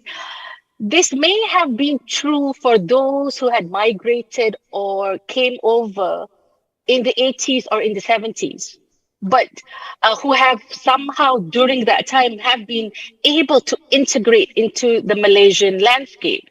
And many even got citizenship. But this is not the same, particularly for those who are young, and definitely for those that came over post 2000. So so that myth is busted. They don't integrate, and they can't pretend to be Melayu either. And with more restrictions on documentation and things going online, for instance, it has been a lot more of a challenge. So the things that they have been experiencing while living in Malaysia is, one, poorer access to health and mental health care facilities. Most if you're irregular migrants, you're not going to be able to have access to this, unlike if you were legal migrants and have a working visa. There's more limited work opportunities. Okay, I'm going to go through. Thank you. And of course, loneliness and isolations. But interestingly, both male and females, while in general they share the same challenges, women seems to do a lot better than men once they get into Malaysia. And their ability to maneuver and improve themselves here is a bit higher. Of course, a lot more should be looked into that. Next, please. Okay, these are the conclusions of the major findings, which I am not going to actually read out. But what I would like to stress is that a lot of the issues when it comes to this is actually the problem within Malaysia's own policies. Malaysia lacks a refugee policies, and I think most of you are aware of that. And when they don't have a refugee policies, a lot of those who are running away from violence or from conflict ends up becoming irregular migrants. And within that also, we don't have a very robust or progressive foreign migrant policy either, which is very restrictive and also very much centered into certain sectors.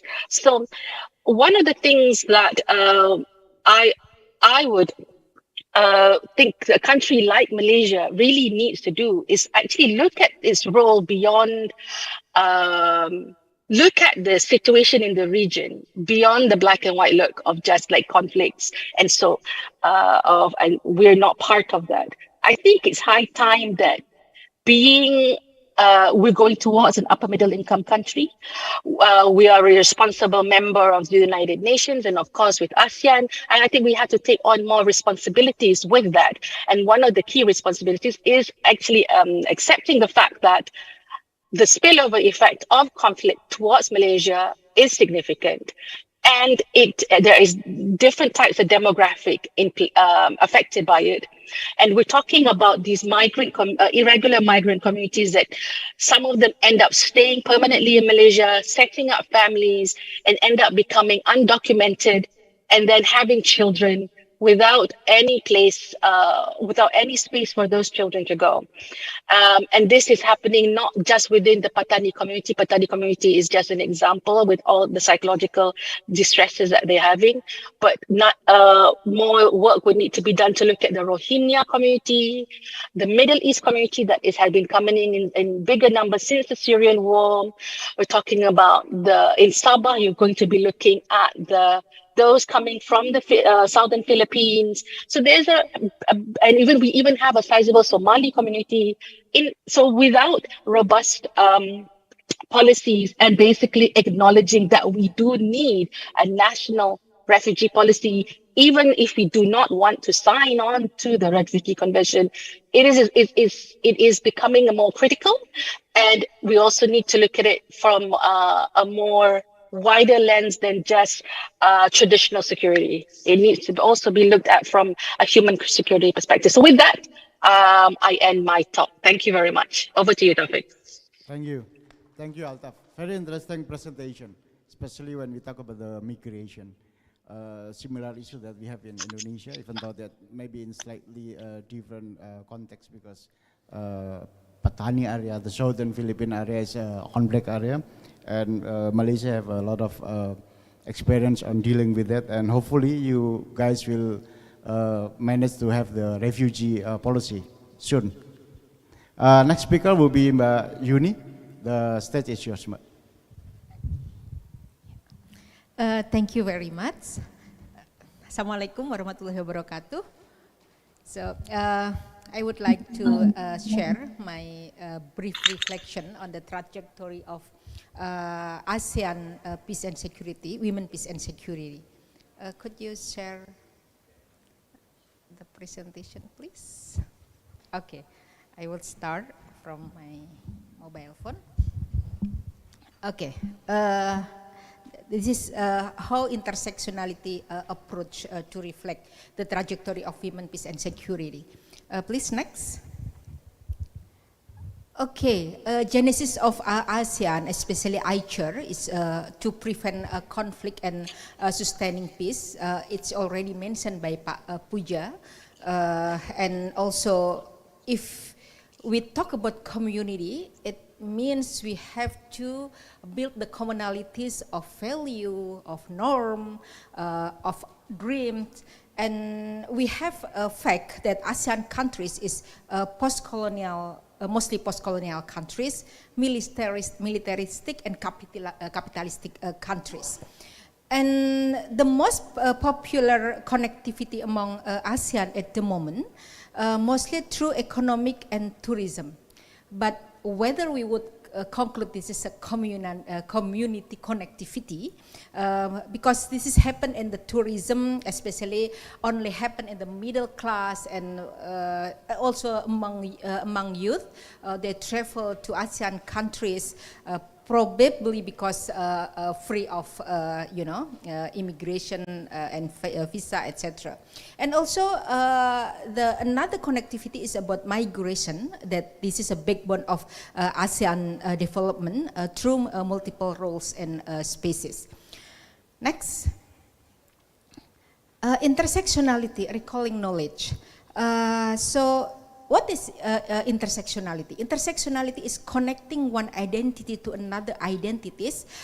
This is related to race, class, religion, belief, age, gender and sexual identity, language, citizenship, inhabitant of isolated or zero signal zone, ableism, marriage status, health status like HIV, etc.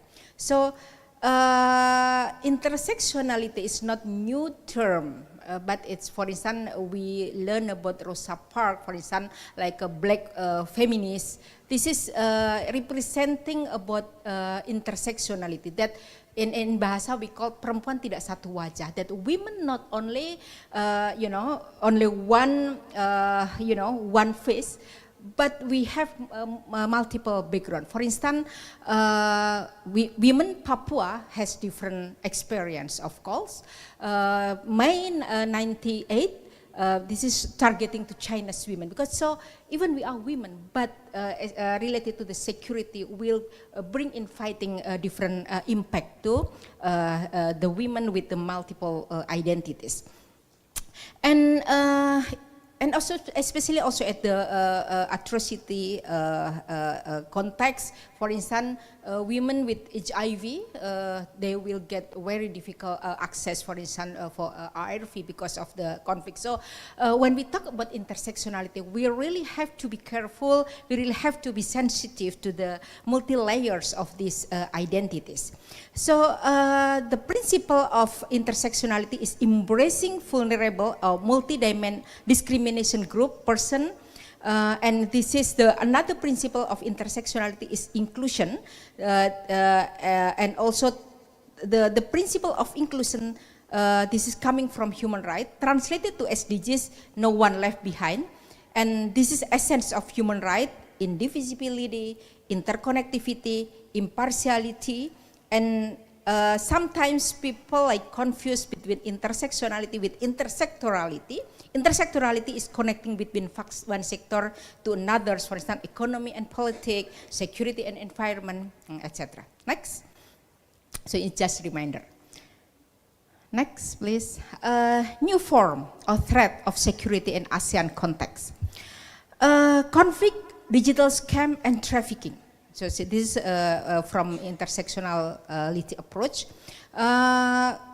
For instance, this happen in country of origin and destination countries. For instance, conflict in some areas of Indonesia stimulating women to migrate, and they, in the situation of the victim of digital scamming and trafficking. Mas Wahyu will explain a lot on this, I think. And also extremism and migration and drug and extremism. This is very, strongly connected, especially when we talk about. I remember that the migrant workers in the plantation, they said that they consume drug because of the extremists from the north of Philippines sell the drug among them. So this is how strong the connectivity between those issues. And nativism and new harem. I said new harem because the culture of othering, this is also happened in ASEAN countries. Rohingya is the real picture of this.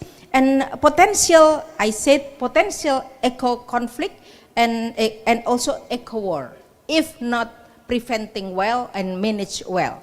Because I try to trace how the export and import in the ASEAN countries really mostly related to the food, related to water, related to fuel, etc., etc. So I can't imagine if this is not well prevented, what happened. It's the potential conflict in ASEAN.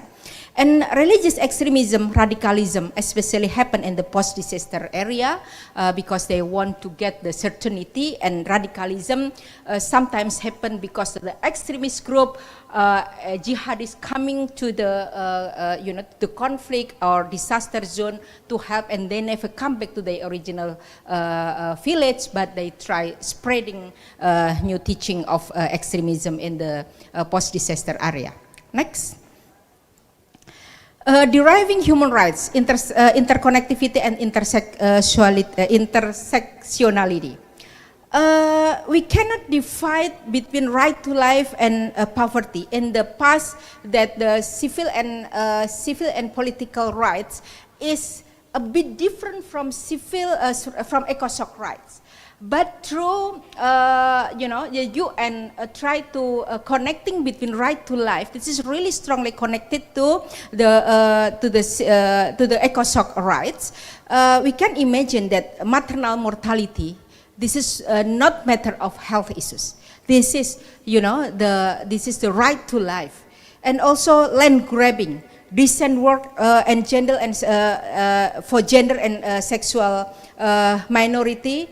We can imagine, for instance, the raising of extremism because we talk about intersectionality, this is really serious impact to the sexual minority because they cannot find decent work. They live in the very bad situation, and also cultural right and extremism. This is happen as well, especially indigenous right. Symbol and site of worship. We can't imagine if the extremism not well prevented. So the worship zone and also site will be destroyed. And migration, gender and disability. This is when we talk about migration. When we have to include intersectionality, we have to see how big the impact of migration to the disabilities. Women with disability, people with disability, and even this is bigger than war. And also extremism reduce security of freedom of expression, freedom of belief, atrocity, disaster, absence of human right aspect, because the emergency situation sometimes neglecting right to food. I remember when Rohingya coming to Indonesia, and we tried to give food support for them, and they don't eat, what we serve for them. And why this happened? Because sometimes we are not sensitive to give food how edible, respectable, and this is close to the culture of eating among the refugees. So human right is very important when we talk about, and this is related to right to life, not only right to food. And also right of mobility. Sometimes we talk about freedom of mobility, but only limited for the middle class. This is the bias of middle class, but when we talk right of mobility among migrants, we need long list of papers and even permission from the husband. Environment and sustainable, this is also, I would like to formulate, this is another gradual mass killing to the future generation. So this is another form of war, but not like directly war, but this is for the next generation by cutting, the access of resources and others. Next, please. Critical notes and on peace and security in ASEAN. Sometimes we simplify or reduce security issues as a political issues than other sectors. Why we don't connecting between security and economic, security and culture? We remember the lagu Rasa Sayangi, this is stimulating like psychological conflict between Indonesia and Malaysia. And I think security is not matter of war only, but feeling that, okay, you are not respecting us, and this is, if accumulated, will invite another silent conflict. Mbak Yudi, Dalam? to end Sorry, 2 minutes. dalam. Sorry, bahasa Jawa. Thank you, Mbak. Okay. Economic cooperation is faster, stronger than human rights. Biggest impunity is rule of law behind migration. A lot of people killed, but there is no appropriate, rule of law. New norm of trafficking, digital era. It is like neglecting the existence of state. Conflict of natural conflict. This is compatible to gross human rights violation or ecocide. And ecocide is related to human and nature. The Komnas Perempuan already published a book that this is a yearly studying about how natural resources conflict is compatible to gross human rights violation. And I'm deeply involved in this, monitoring and writing process. And this is also another issue, dilemma of new power of China. If you go to around, in some places in Indonesia, they let's say the community hate to the economic invasion of China in Indonesia, but at the same time they cannot disassociate with China as a state and China as the ethnicity in Indonesia. And this is, inviting another complexity. For instance, recalling trauma of my tragedy. And tourism, also become new types of security because women issues related to the prostitution and some of destination country, this is start to anti-tourism. For example, Klite, you know, in Jogja, this is not because of the teenagers, juvenile, etc., but they forced to witness people happy in Yogyakarta, and they remain in poverty. So how this is also another security what we have to pay attention, and also post-conflict area and impunity of domestic violence. I remember one of our neighbor after post-conflict, the domestic violence you know, increased, and they would like to build to have domestic violence law. They said, why we just like having a freedom, why they want to you know, bring us to prison because of domestic violence. So this is how the gender issue is sometimes invisible in such kind of context. Next. Impact of conflict, I will like to skip because Altaf already mentioned on this.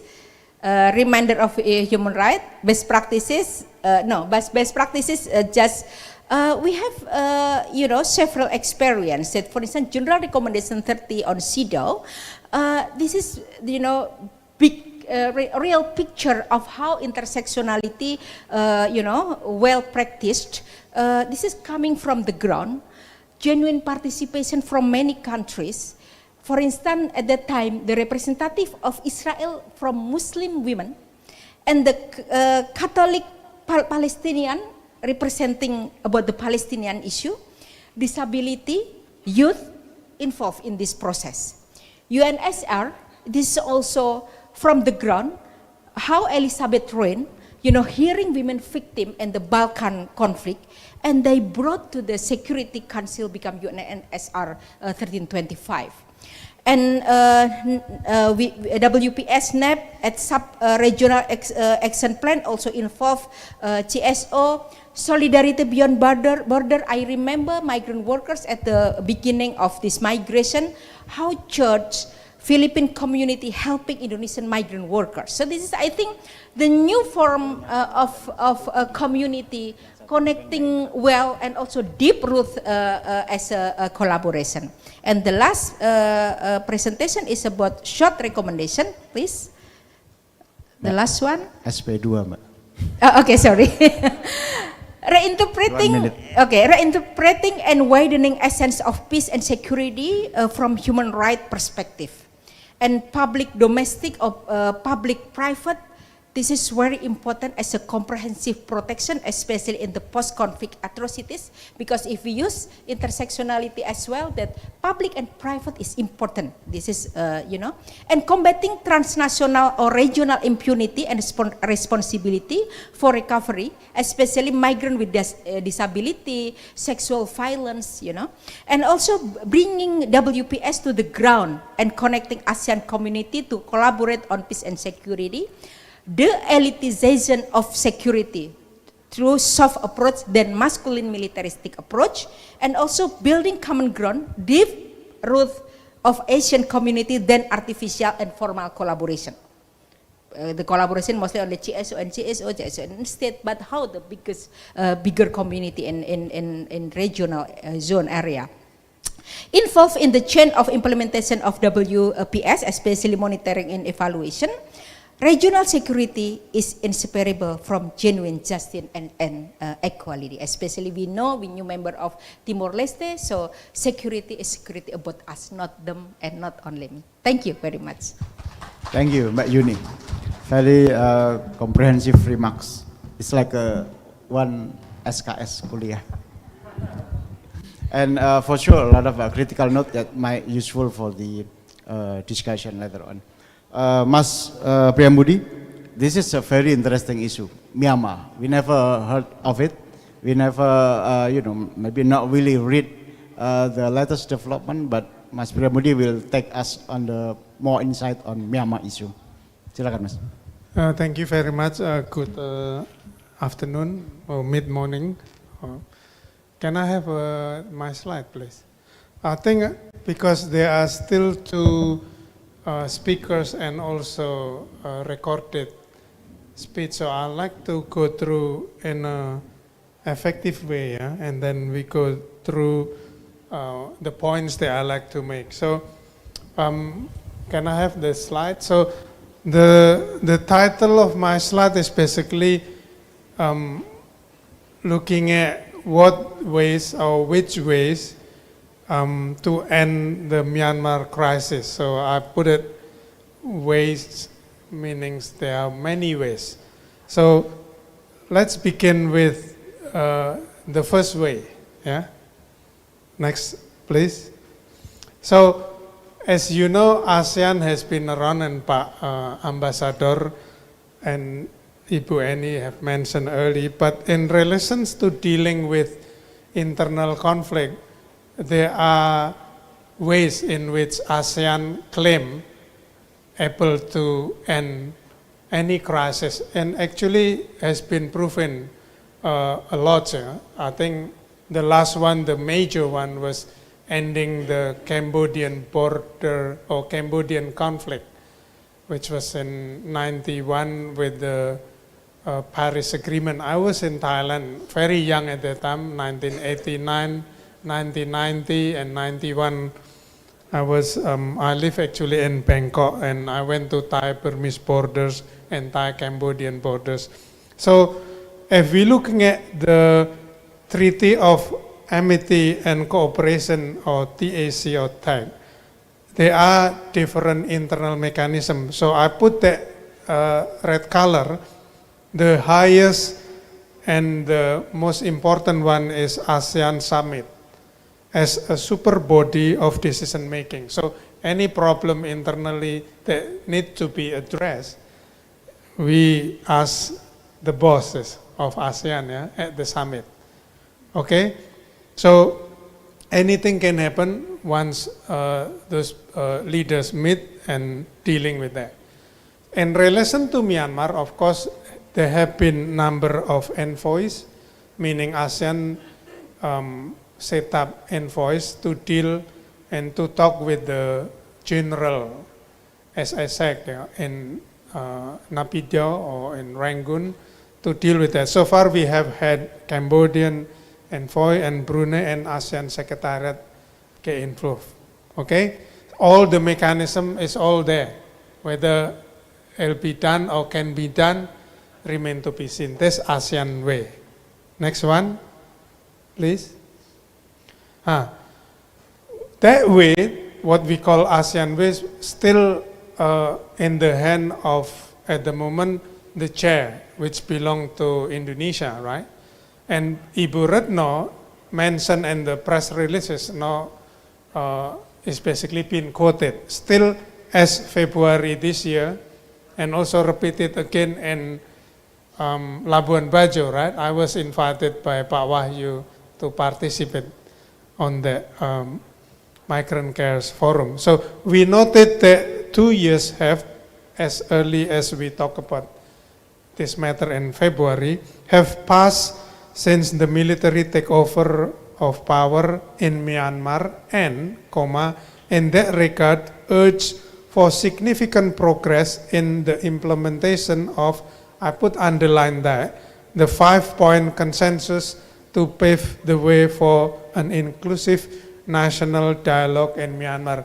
You can read the rest because I gave the presentation to the organizer. So still until as we speaking, Ibu Retno at the moment is in Sydney, I think, accompany our president to visit my second home, Australia.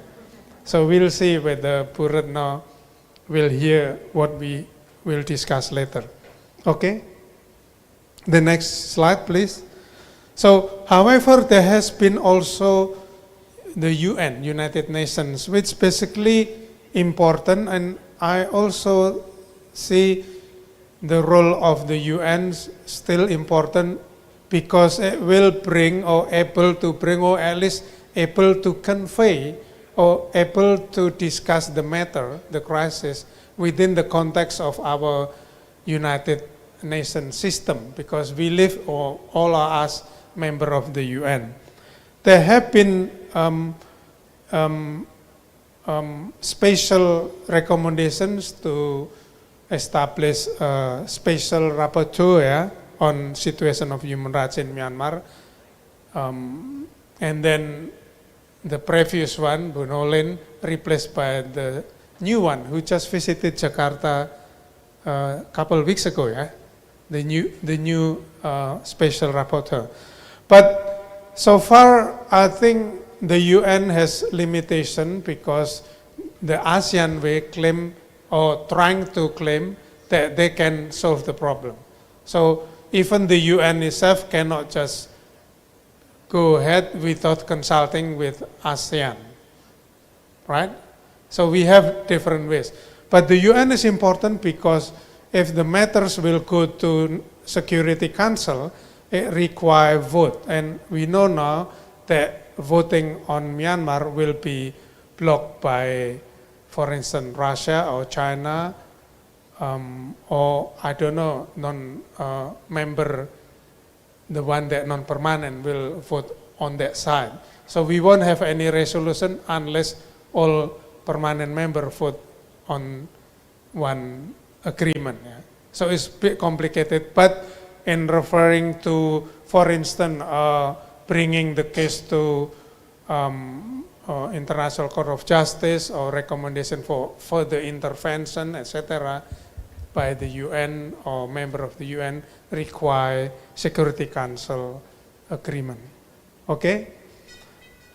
The next one, please. This is very important in my view.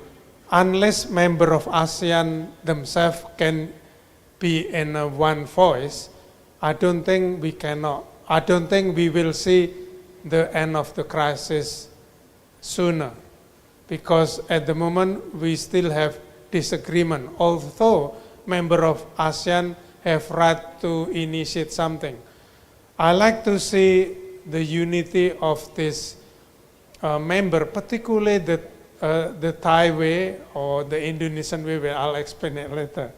So back to the Thai way, please. In Thailand, the previous slide, please, Madam. Yeah, not this one. Yes. The problem has been that Thailand under Prime Minister of Prayut has its own very important office of Myanmar, particularly under the Foreign Minister's or Foreign Minister's office, Foreign Minister Don Pramudya, who established special envoy within the ministry, led by Kunyin Ponipol Kanchanalak. I guess my Thai friend would give opinion on that. That has been basically sent to Myanmar to deal with the general, to find ways in which the conflict can be, and because you have to understand, I live in Thailand for a long time. The last time I was in Thailand was before pandemic, I think December 2019. And when I lived there for a long time, at that time, after the post-1988, Thai-Burmese border was under control of military through different factions, particularly the Rangers and the office of the military, as well as office of the intelligence, office of prime ministers, because for a long time that border was also seen as a buffer zone, because minorities in Thailand along the 2,000 kilometers, they fought against military Tatmadaw in Rangoon then. So Thai militaries played together in the hands of both. So they needed the minorities as buffering from the potential of the Tatmadaw to encroaching into Thai border. So the problem is very complicated. It's refugees and drug and control of forests and everything they can make money, or group of people make money, or cross-border, etc. So during the period of, I remember, prime ministership of Chati Chachunhawan, the first elected leaders of Thailand 1988 election, decided to formulate the foreign policies from battleground to business or economic battleground. So the policy was switched that we need to make neighboring Thailand as a field of economic growth for Thailand at that time.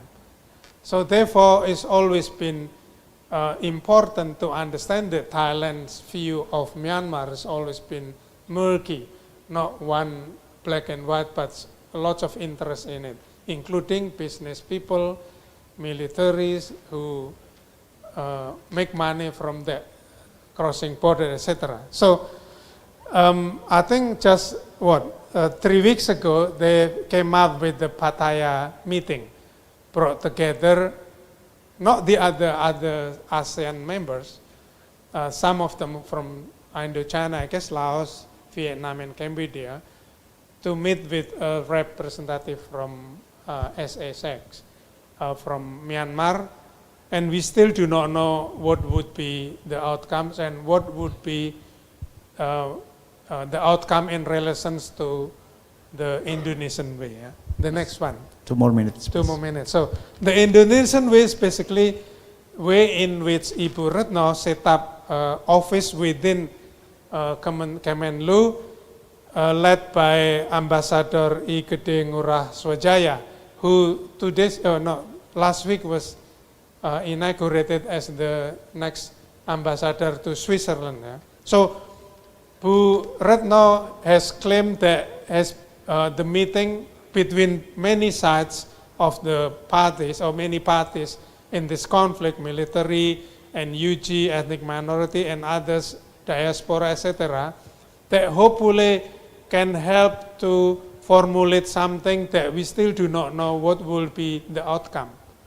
So I guess there will be some announcement in September, when we have another summit in Jakarta, right?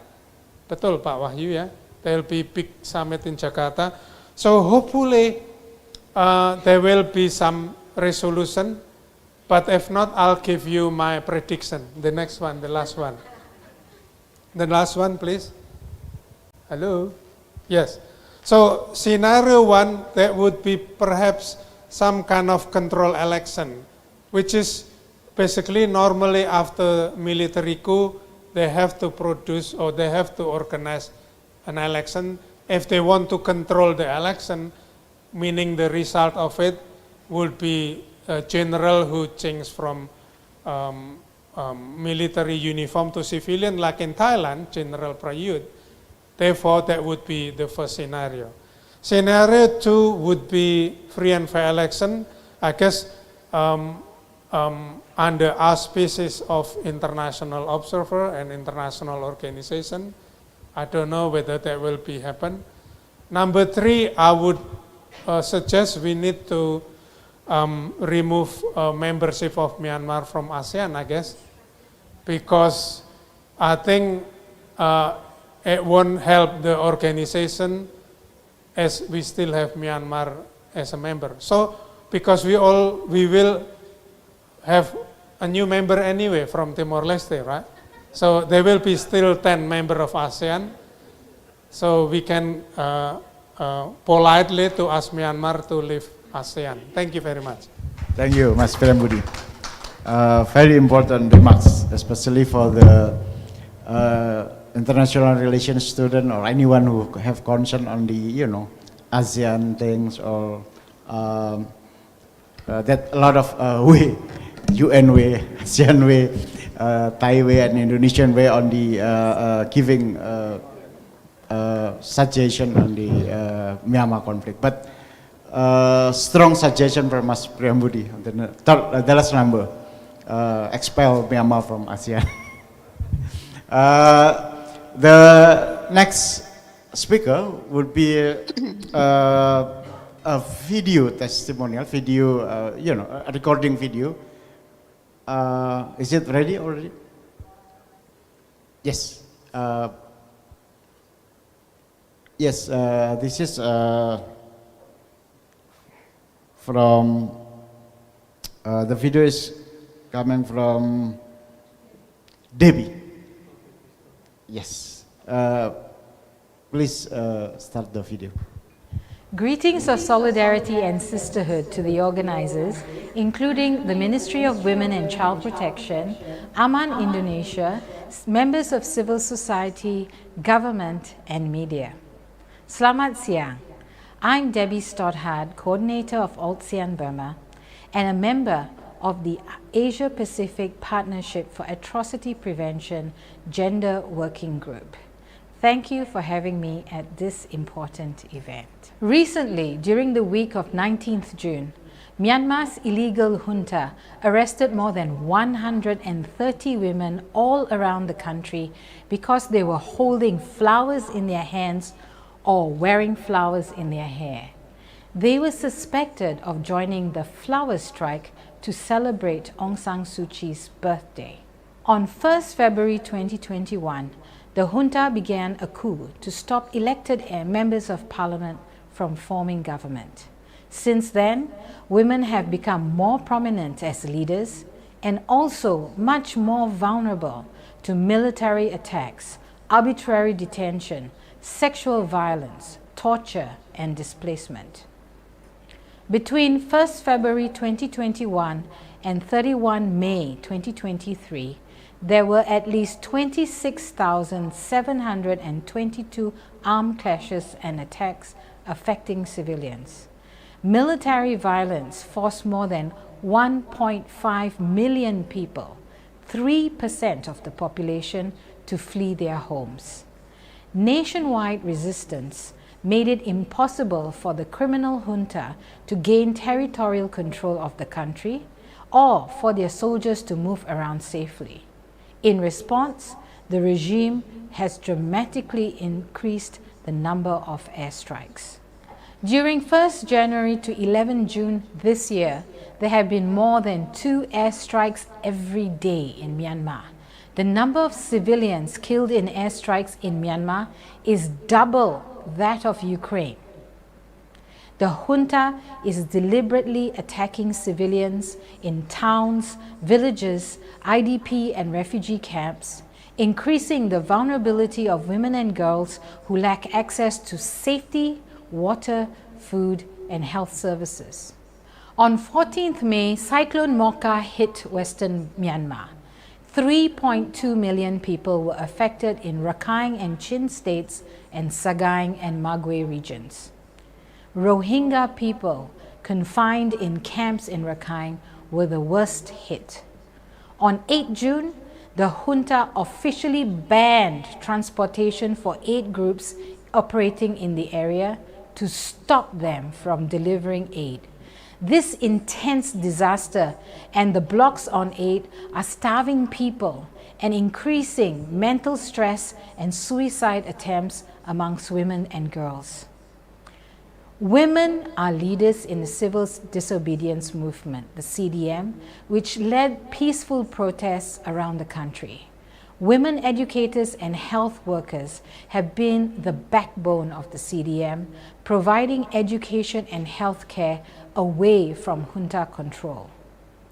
As a result, security forces target women for arrest at detention centers, which are notorious for using sexual violence and abuse as part of interrogation procedure. The Assistance Association for Political Prisoners reported that 4,605 women human rights defenders have been detained and 524 were killed.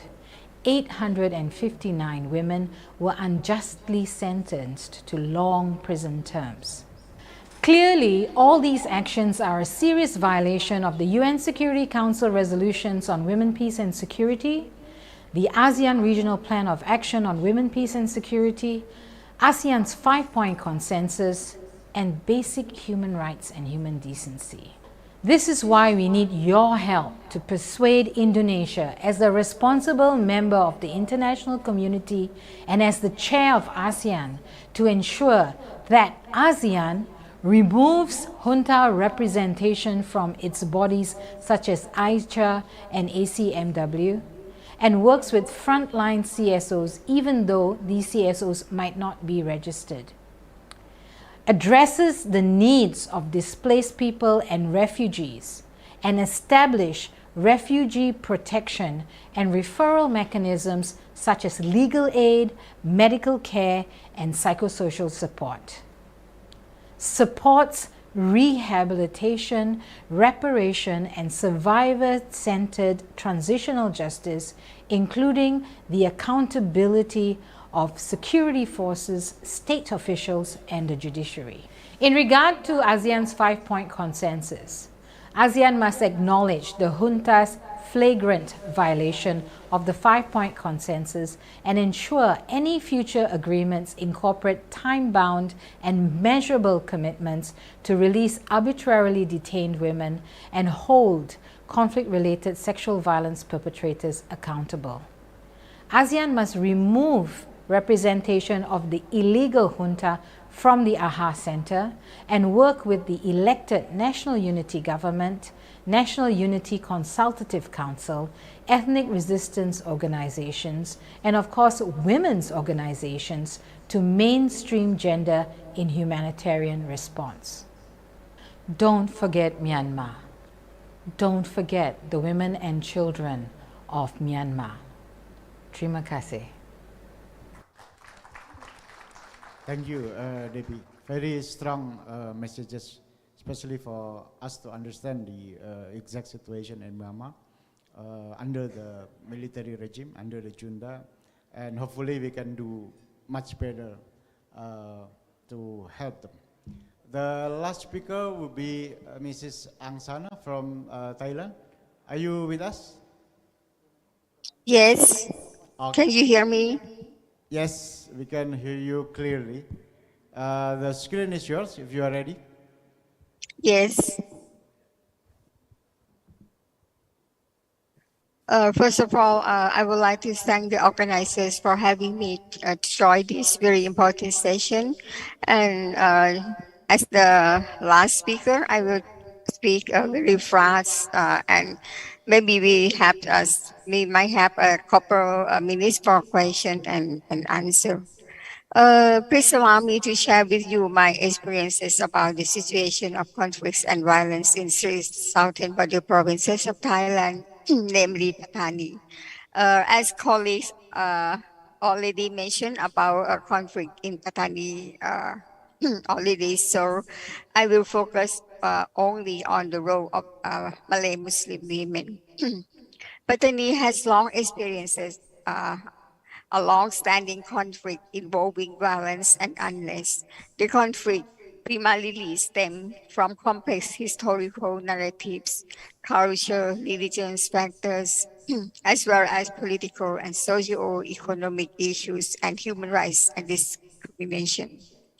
Patani women in particular have to suffer a great deal from turbulence, injustice, and various kinds of structural violence, including violence against women and girls, drug abuse, income disparity, impoverishment, food security, etc. These problems prove challenging for women in their role of taking charge of their families and raising their children. It is particularly true for women who have lost their breadwinners and now solely responsible for the household. This is the reason why most of the Thai government or civil society organization projects empowering Patani women are about rehabilitation, as they are victims or supporting them for economic empowerment or other such charity-based activities, but not as active actors in conflict resolution. So it seems that very little attention has been paid to the political activities at grassroots level that would allow women to gain legitimacy for this new social leadership and decision-making roles in their community. For the intents and purposes, the lack of legacy at leaders of the family also become problematic of these women. Although they are the ones who support the families financially, many of them to get away from this situation of non-respectability of their social status. Many of the Patanai women have been abandoned as their husband, brothers, or fathers are on the run. They stay under the close watch of the Thai officials and are subjected to inquiries and other pressure to make them leak information concerning the location of their family members or force them to undergo DNA testing on their newborn babies. In some cases, women are taken to and held in custody at the military barracks, where they were forced to disclose the location or information concerning other family members who are suspected by the officials. Many women have very young children, and when they being held in the military barracks, they have to bring their children along. Another crucial problem is that there are almost no attempts to connect these women in rural area with those who are active at the national and international levels.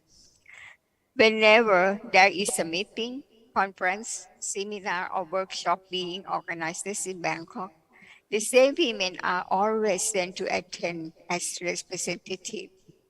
This situation has resulted in the failure to increase capacity and empowerment among the women who are members of or linked to the movement. To truly achieve sustainable peace and security, we need to embrace a holistic approach that recognizes the multifaceted dimension of women's lives and well-being. It involves ensuring women participation in decision-making processes, protecting them their rights, and addressing the root cause of gender inequality. This requires the engagement of the government, civil society organization, international institutions, and communities at large. Thanks to the CEDAW committee and UPR recommendations, the Thai government is now promoting the strategies for women peace and security, but it is still so far from national action plan and the implementation of women peace and security because Thailand has not accepted that the violence in Patani is a conflict or armed conflict, but saying that it is only a situation of unrest or the violence in neighboring countries, like in Myanmar crisis, is the internal matter, and Thailand should not interfere by other states. But actually, as a colleague said, that many times the Thai Ministry of Foreign Affairs uh, have very good relationship with the Tatmadaw. Another reason is most of religious leaders in Patani are against gender-based, uh, are against gender equality. This is the reason why the Thai government tries to empower women only in economic development, but not as leaders. Recently, there was an event organized by civil society organization and on the panel discussion, there's a religious leaders who spoke about the rights of Muslim women, while one of women human rights defenders on the panel speaks about the right of men detainees, the right of the families of the disappeared person, or the rights of men not to be tortured under arbitrary arrest or detention. And it is unbelievable that in the general election last couple of months in Patani, only men were elected. why women candidates cannot take the seats as representatives for decision making at the national level. The main challenge is how can we make sustainable peace while women are still living in fear of traumas and pain from gender-based violence? And when women are under men's control in the name of religions or belief, and their voices are never heard, and their roles seem only to be earn money for the whole family but not as leaders or equals to men. Women peace and security is very important for Patani women as is recognized the pivotal roles of women in the conflicts prevention, resolution, and post-conflict reconstruction. It emphasized the importance of women's participation in decision making, protection from all kinds of gender-based violence, and access to justice. Since then, subsequent resolutions have reinforced this commitment and expanded the framework for women, peace, and security in Katani. In conclusion, I think we have to break all barriers against gender equality. And this is the reason why women empowerment, peace, and security should not be treated as separate issues, but as interconnected and interdependent component for a just and equitable society. Recognizing the importance of women voices and experiences and rights must be respected so that we can build a world that is not only economic populous, but also peaceful, resilient, inclusive, and sustainable. Colleagues, Highland peace talks are still going on, but there are no Patani women on the peace table as the key actors in conflict mediation and post-conflict recovery.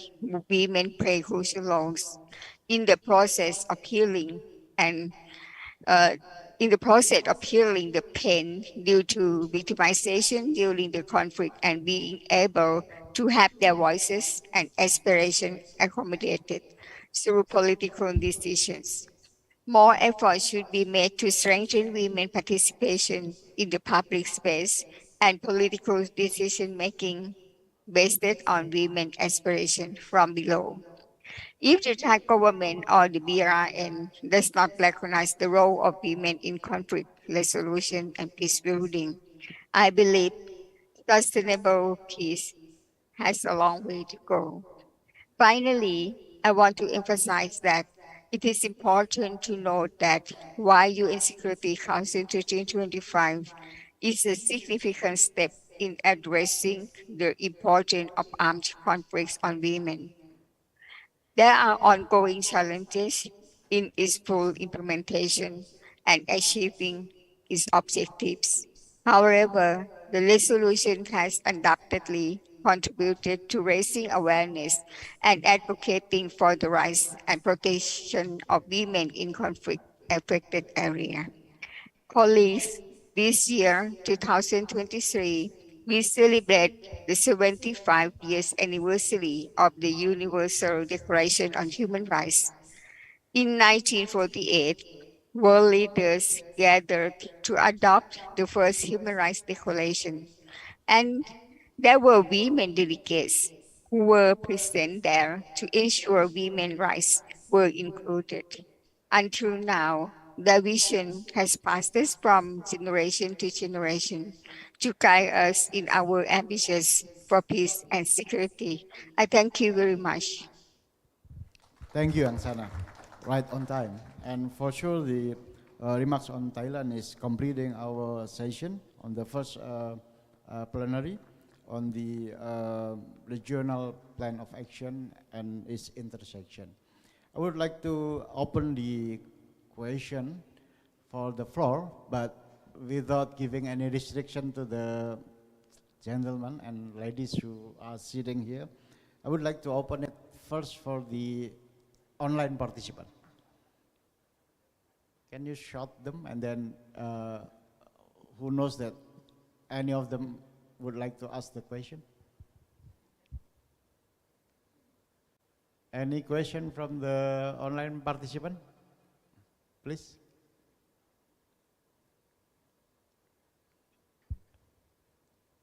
Okay, no. Then we open for the floor.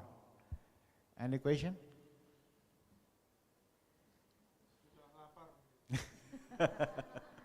If not, then I would like to exercise my authority to ask the speaker. Oh, yes, Mas, please. Microphone, please. Please introduce yourself and to whom your question is addressed.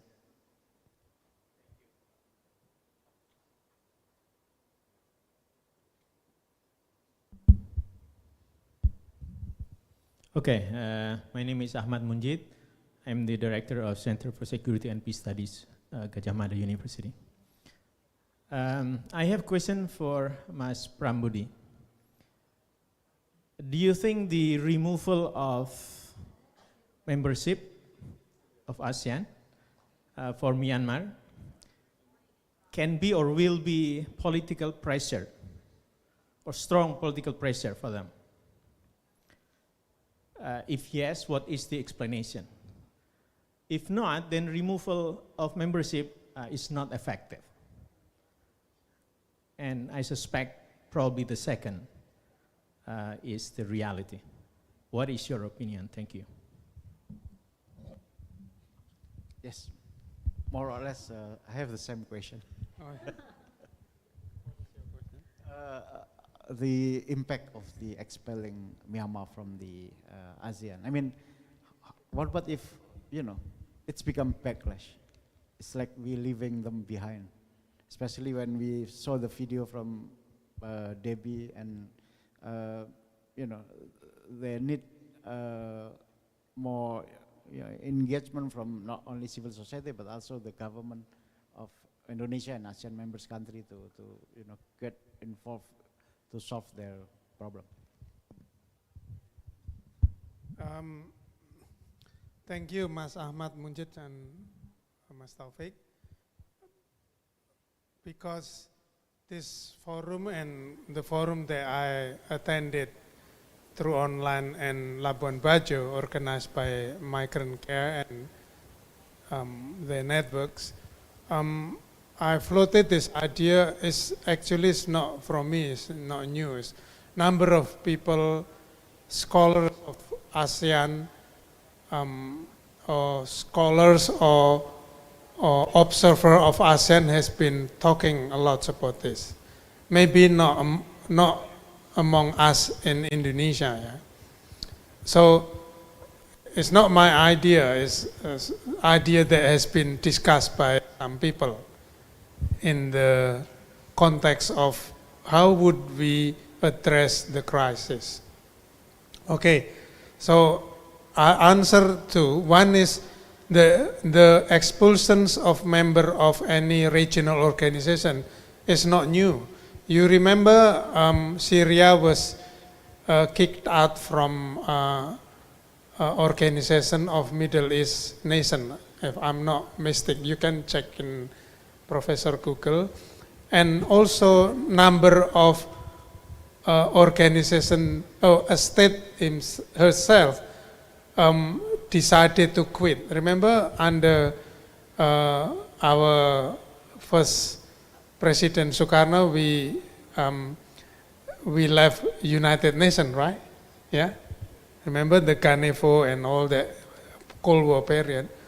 So back to the charter in ASEAN, which basically I mentioned in the beginning of the presentation, a member required to do 1, 2, 3, 4, 5.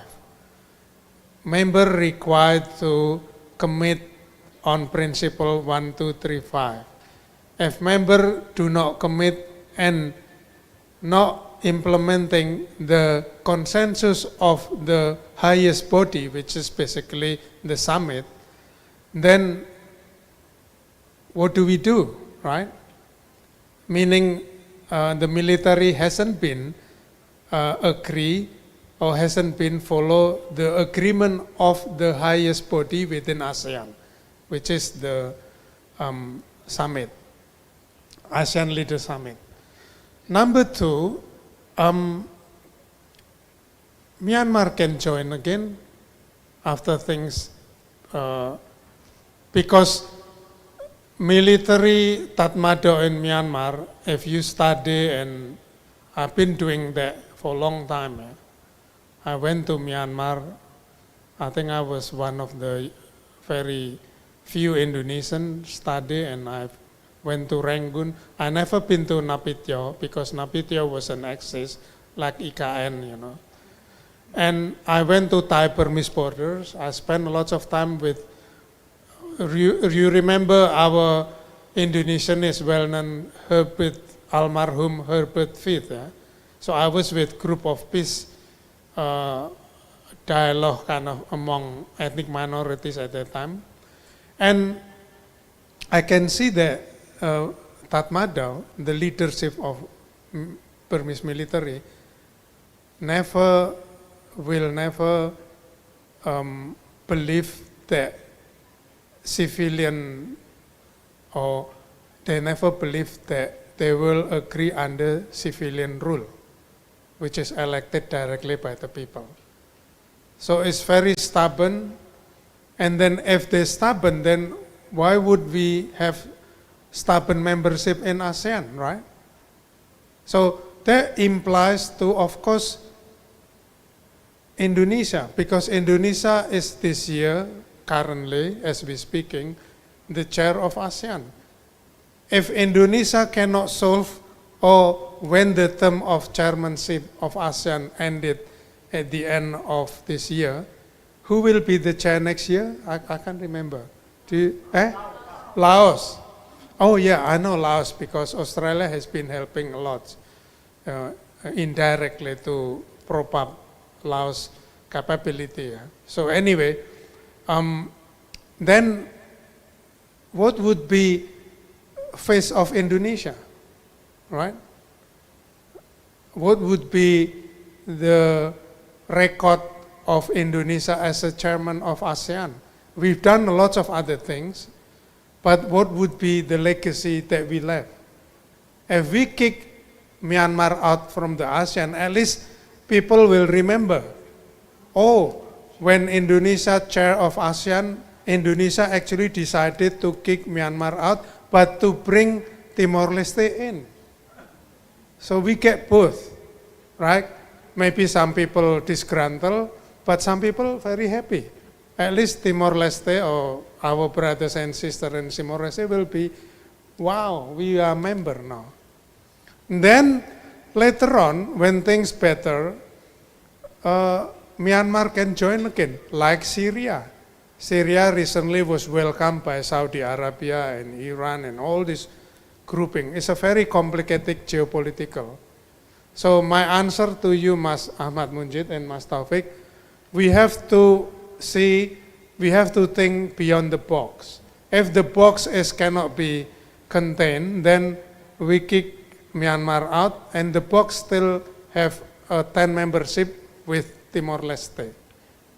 Am I stubborn? No, it's not my idea. It's actually idea that been discussed among scholars and among activists, and then we will be remember Indonesia, has a principle defending the principle of ASEAN, non-intervention, consensus, and the consensus and non-intervention, because Myanmar or Burmese military said, you don't want to be intervened anyway. Well, if you don't want to be intervened or agree on consensus, goodbye.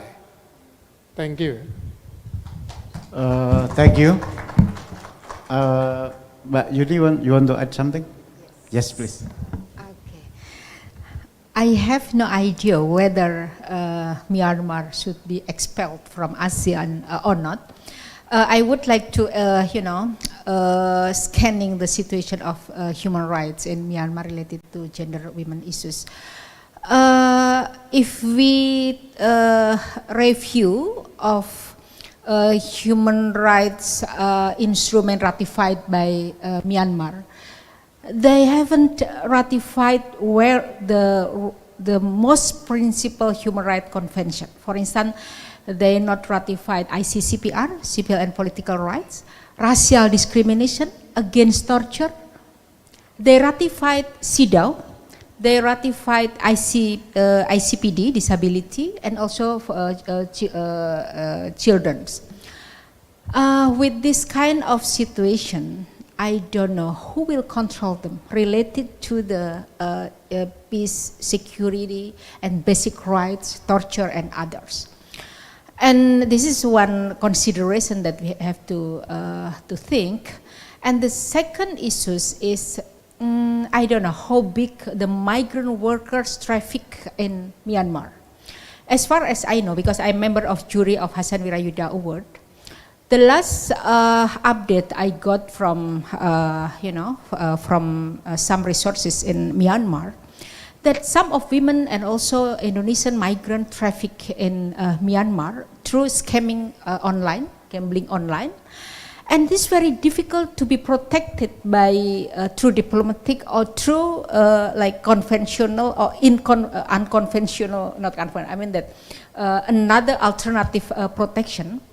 Why? Because this conflict has been used by the trafficker as haven of trafficking, especially online trafficking, and difficult to protect because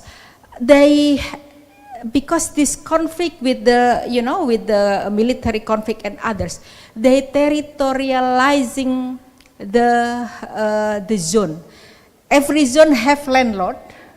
So for Indonesian government to protect them, to protect migrant workers in Myanmar, very difficult, because when they move to another places, they have to get permission from this landlord, let's say landlord of security, I don't know, sometimes state actors, sometimes non-state actors. Then rule of law is also very difficult. So it's very difficult to protect ASEAN people, ASEAN community in this kind of, in the context of conflict of Myanmar. So I think to think about whether they have to be, Myanmar should be separated from Indonesia or not, the most important thing, how this neighborhood having serious control to prevent human rights violation in Myanmar. This is my comment, thank you. Thank you, Mbak Yuni. Strong remarks. Time is up. I warn that we need to stop, to break, because the lunch is waiting. I will not make any conclusion because the note taker will do it for me. Simply because, we talk a lot, various ideas, various perspective on women, peace and security, as well as the political context in Myanmar, Thailand, Malaysia, and Indonesia for sure. And hopefully we can gain some insight from this discussion. Please join me, have the big round of applause for the distinguished speakers. Thank you very much. Selamat siang dan wassalamualaikum warahmatullahi wabarakatuh.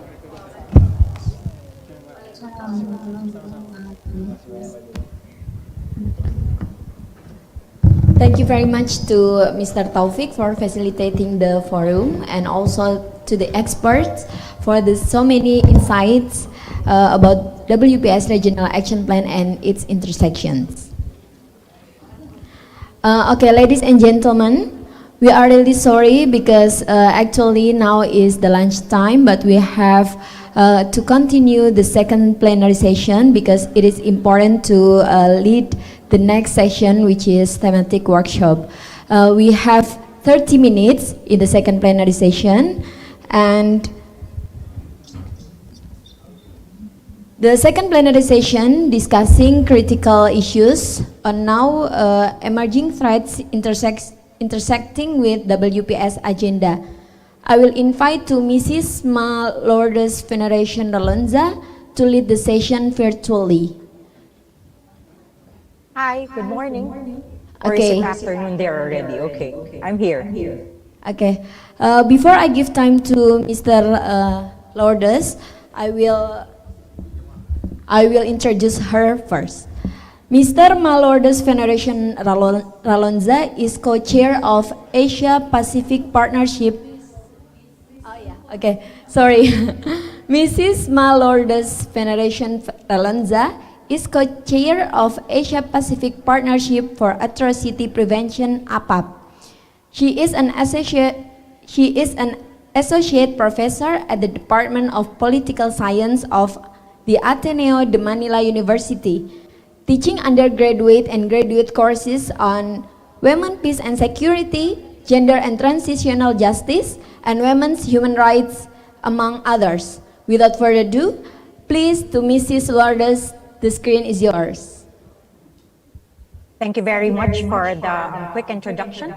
I just heard that we would just only have 30 minutes and we actually have, I think, 6 presenters. So basically what we wanted to do essentially is to understand what are the different critical issues that are actually converging with women, peace and security. You have to understand that 23 years ago when WPS actually started, it just focused on mostly sexual and gender-based violence that happened in conflict situations. And in this sense, we're actually branching out, or we're actually expanding the horizon of until where can we actually use or can we actually invoke women, peace and security. So we have 6 presenters, and the organizers have sent to me the order of their presentation. Let me just introduce them to you all at the same time, and then one after the other they could actually share with you for 5 minutes whatever their thoughts in terms of the issues that are intersecting with women, peace and security. So the first one is YU Susilo, Migrant Care, will be discussing on migration and human trafficking. Debbie Afianti, Working Group for Women and Preventing Violent and Prevention of Violent Extremism on radicalization and violent extremism. Damar Giuliano of SafeNet on cybersecurity. Then we have Ichal Supriyadi, Asia Democracy Network on the Myanmar crisis. Henning Parlan, Muhammadiyah Jisrab on the freedom of religion and belief. And lastly, Puspa Diwi of the Head of Campaign Division, the Indonesian Forum for Living Environment, or Wahana Lingkon. Hidup Indonesia on climate change. So we have all of these issues, very, very timely and very, very important. So let's all listen to our presenters. Thank you very much. May we have YU Susilo, please go ahead. Thank you, moderator, because only 5 minutes I speak in Bahasa. Okay, setuju? Okay, thank you. Ya. Ada interpreter. Yang online ada, bisa. Oke, bisa. Oke, thank you. Saya diminta untuk bicara soal interseksi migrasi dan human trafficking, dan saya kira dalam 10 tahun atau 10 tahun terakhir advokasi yang dilakukan oleh Migrant Care itu sangat dibantu ketika kita ada tambahan ada perspektif tentang security, baik traditional security issues maupun non-traditional security issues. Nextnya bahasa Inggris ya. Next. Ya ini ada satu isu yang mungkin minggu-minggu ini juga masih relevan ya untuk kita bicarakan, yaitu kaitan antara migrasi, trafficking, perdagangan narkotika dan obat terlarang dan death penalty, seperti itu. Nah, kalau kita tidak menggunakan perspektif hak asasi manusia atau perspektif human trafficking, mungkin kita akan turut serta melakukan kriminalisasi terhadap Mary Jane Veloso. Sementara kalau kita berada dalam standpoint human rights ataupun juga isu tentang trafficking, dia harusnya mendapatkan pembebasan dari hukuman mati karena ada punishment principle yang diterapkan pada korban-korban perdagangan manusia. Dan yang terjadi sekarang, dia adalah korban perdagangan manusia, berada dalam situasi tidak bebas dan kemudian dia diperalat oleh sindikat perdagangan narkotika. Tetapi karena hukum misalnya hukum positif di Indonesia itu masih menerapkan hukuman mati pada korban perdagangan manusia yang dipaksa untuk menjadi kurir narkotika, dia sekarang mengalami atau masih menjalani hukuman mati meskipun kita sedang melakukan proses untuk dia mendapatkan gerasi. Ada best practices sebenarnya, misalnya Mary Utami bisa bebas, nah kita sedang mengupayakan Mary Jane ini juga bebas. Nah, next, kasus kedua, ini juga terkait dengan isu security. Ini terkait dengan keamanan regional sebenarnya. Ini terkait dengan isu Korea. Jadi Mbak Siti Aisyah ini adalah korban human trafficking juga di Malaysia. Kemudian dia dipaksa untuk melakukan pembunuhan pada saudaranya pemimpin Korea Utara. Yang sangat saya sesalkan adalah salah seorang mantan pejabat Kementerian Luar Negeri Indonesia. Dia pernah menjadi wakil Menteri Luar Negeri Indonesia, bahkan menyarankan Indonesia tidak usah melakukan advokasi ini gitu ya.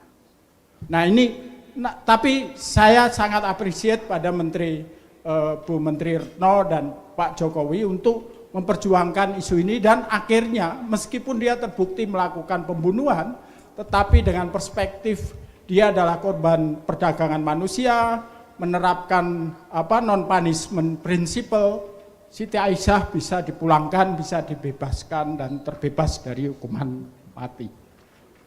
Kemudian kasus ketiga, saya kira ini juga yang nantinya akan diperdalam dalam paralel event yang diselenggarakan oleh Migrant Care adalah menguatnya ya sebenarnya ide-ide radikalisme dan ekstremisme kekerasan pada teman-teman pekerja migran perempuan terutama. Dan saya kira ini salah satu contoh kasus bagaimana misalnya ketika pemerintah kita tidak siap, tidak punya pengetahuan apapun mengenai ini, itu kita membiarkan saja pekerja migran kita kemudian tanpa kita melakukan counter pada maraknya ide-ide radikalisme yang sebagian besar melalui sosial media. Di sini ada Mas Nurhuda, nanti juga akan berbagi soal itu. Dan ini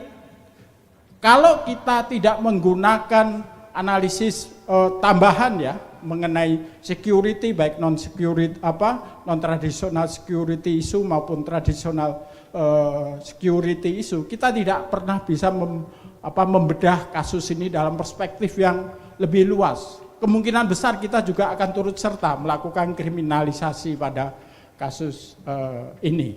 Nah, yang terakhir saya kira krisis di Myanmar yang tadi disampaikan oleh Mas Budi, next, itu juga mempengaruhi sebenarnya bagaimana kita menyelesaikan kasus-kasus yang terjadi sekarang. Tadi sempat disinggung oleh Mbak Yuni bahwa sekarang ada kecenderungan bahwa para pelaku perdagangan manusia membawa serta korban-korbannya atau mempekerjakan korban-korbannya di negara yang memang sengaja dalam situasi konflik, sehingga mereka bisa diperalat, bisa dijebak, bisa disandera tanpa upaya penanganan yang berarti dari negara seperti itu ya. Kasus online scam itu terjadi di negara-negara, kalau kita pakai kategori Amerika Serikat, hampir semuanya tier 3 trafficking in person. Myanmar, Laos,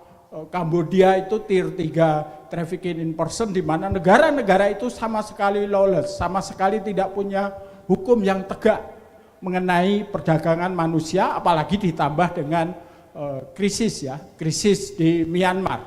Sekarang ini ratusan atau mungkin bahkan ribuan pekerja migran kita itu tersandera di Myanmar, di wilayah-wilayah di mana beberapa tempat itu dikuasai oleh kelompok-kelompok perlawanan bersenjata di sana gitu. Sehingga ini sangat menyulitkan untuk upaya-upaya ini.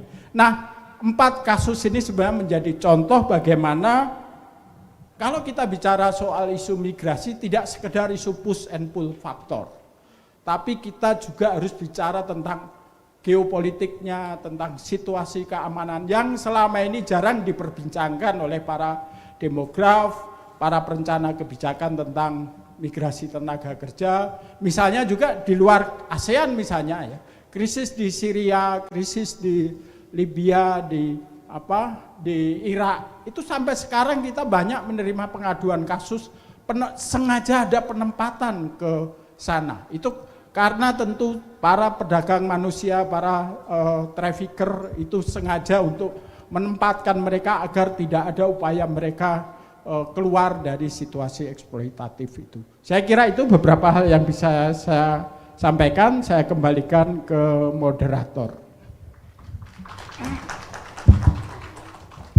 Thank you so much, Wayu. I'm so sorry to pressure people for the 5 minutes. I was just told by the organizers to actually have 5 minutes per speaker. But thank you for keeping within your time. Now, as we know, when you're talking about migration and human trafficking, it's directly related to armed conflict situations, and these can be the push and pull factors with regard to the people, the primarily women and children who have been victimized by human trafficking. So we'll go now and look into the issue of radicalization and violent extremism as it relates to women, peace, and security. Thank you. May we have Debbie, please? Yes, thank you. Assalamualaikum warahmatullahi wabarakatuh. Good morning menjelang afternoon. Okay, it's about regional facts about violent extremism and also terrorism. We have seen in the past 7 years that women are now becomes combatant instead of being the supporting system for the terrorist male fighters. So why we need WPS lens to see this phenomenon? Because we see that in traditional security approach, sometimes women's feelings and also experiences are not being considered by the stakeholders and also policymakers in conducting prevention of violent extremism as well as countering violent extremisms.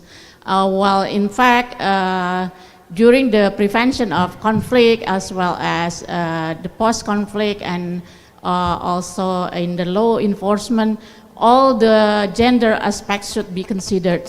So in women working for working group of women and PCVE, we have made some of the analysis, and as well as we are now building some tools of analysis using gender perspectives, and we see that we should see women are joining these violent extremism groups are not only because of their own personal reasons or personal grievances, but also there are some structural violence, cultural violence, as well as some enabling factors or enabling environments that made them join these groups and also conducting some terrorist acts. And we see also some of the needs, and later on after the lunch break we will have a session on this, and we will see or explore some best practices from our friends at the grassroots levels, how they conduct the prevention of violent extremism activities with the community by building community resilience, and also establishing the early warning system. And also we also will identify some best practices in conducting rehabilitation programs for the deportees, returnees, as well as women terrorist prisoners, and how the Bangkok rules are applied in our prisoner system. And we will also digging up more during the later sessions about how the social reintegration that usually is very hard for the former terrorist inmates when they are released from the prison, and then they should integrate with the society, while the society actually is not ready to accept them. And there are some stigmas as well as limited access to economic empowerment and also educational and health services. So we need to discuss more after the break. So I just mentioned some of the highlights of the issues that later on we will discuss. So thank you very much.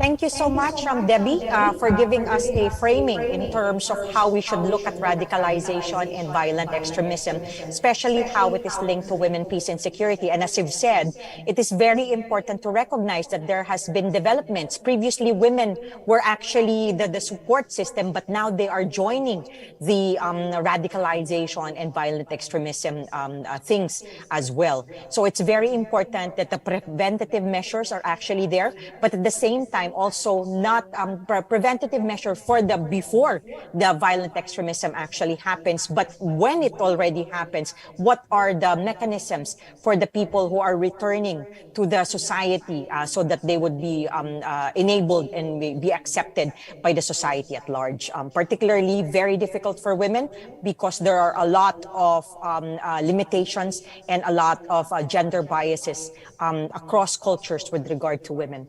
So thank you so much, Debbie. For the third sharing, we have Damar, who would be talking about cybersecurity, and Damar is from SafeNet. Go ahead, please. Thank you. Thank you so much.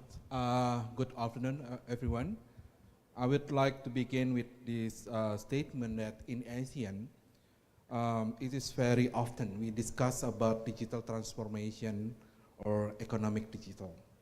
But it is very rare we have an opportunity to discuss about cybersecurity. Probably we don't know what is the difference between cybersecurity, cybercrime, and cyberspace, and everything else. But I will begin with my presentation here to tell everyone why it is important to speak about cybersecurity. Traditionally, when we talk about cybersecurity, next slide, please. The traditional approach of cybersecurity is related to the securing your information. So it is depend on your devices, your processing information. That's the traditional way. And year by year, the challenge of cybersecurity is very dynamic.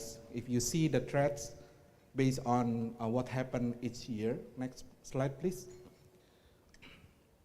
Then you will meet a lot of terms that I will not discuss because I will need like one day only to explain to you about this. But I will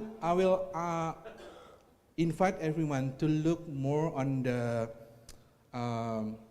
how we should understand the issue of cybersecurity in very easy way. For example, because we are most of us are coming from CSO, right? And then we decide to have one website that we want to portray or include a lot of documents. And then probably some of it is about the human rights violation, right? We put it on the website, expecting everyone to look at the website, looking for information, looking at who is the perpetrators, and then asking everyone to documenting or inputting more violence to the website. But the thing is, without knowing the context is in a country that anti-human rights. What happened next? The website will be very risky because the website will be targeted by digital attacks. So easy. Without knowing the context, then without knowing that you must protect your asset, you must protect your information, then you will be very vulnerable in the context of cybersecurity. So the higher the profile of the person of institution, the higher the threats, the higher the potential of various digital attacks. So I will begin with that. Next, nowadays when we talk about digital attacks, it's no longer like that slide, because we found out a lot of new threats and also new destructive activities, from stealing sensitive data until hacking, and also directing violent attack is also capable now through the cyber. So I will also explain about the next slide, please. When we talk about the issue of cybersecurity, we also must to be understand that nowadays our issue is about the massive data collecting, the big data problems, not only coming from the big tech company like Facebook, Twitter, Google, but also like what happened recently during the COVID-19 pandemic with the COVID-19 apps that already were implemented in some of the countries. We have Peduli Lindungi, but in other countries they have cyber COVID Kaya, for instance, and in other parts as well. But we also have like this one, this Indonesian ride-hailing company who also collected data from you. So the massive data collection is not coming only from the private company, but also is coming from the state as well. The next slide. I will also give you a situation where there is very common also in our region. We have a practice of switching off the internet. This is an example of some of the internet shutdowns in our region.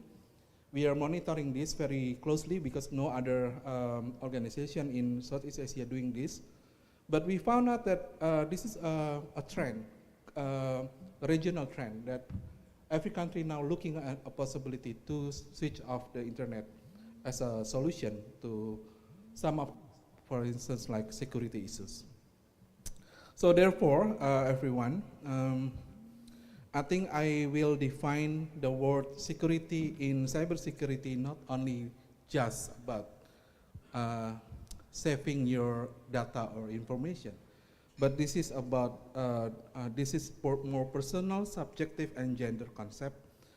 And we need a cybersecurity that protect our rights, and we need a holistic security approach that more focusing on the protecting of the human and not the technology.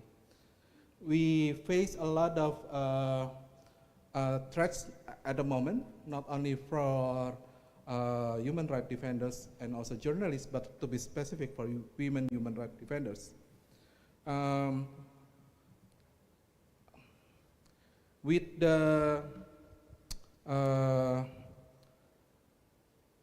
the intensity of using the internet at the moment, women, especially women human rights defenders, facing gender disinformation, online gender-based violence, doxing, and everything that which is very related with the VPS in the beginning about the sexual violence. But now with the through the digital technology, the threat is more advancing, and then therefore we have to do something about it.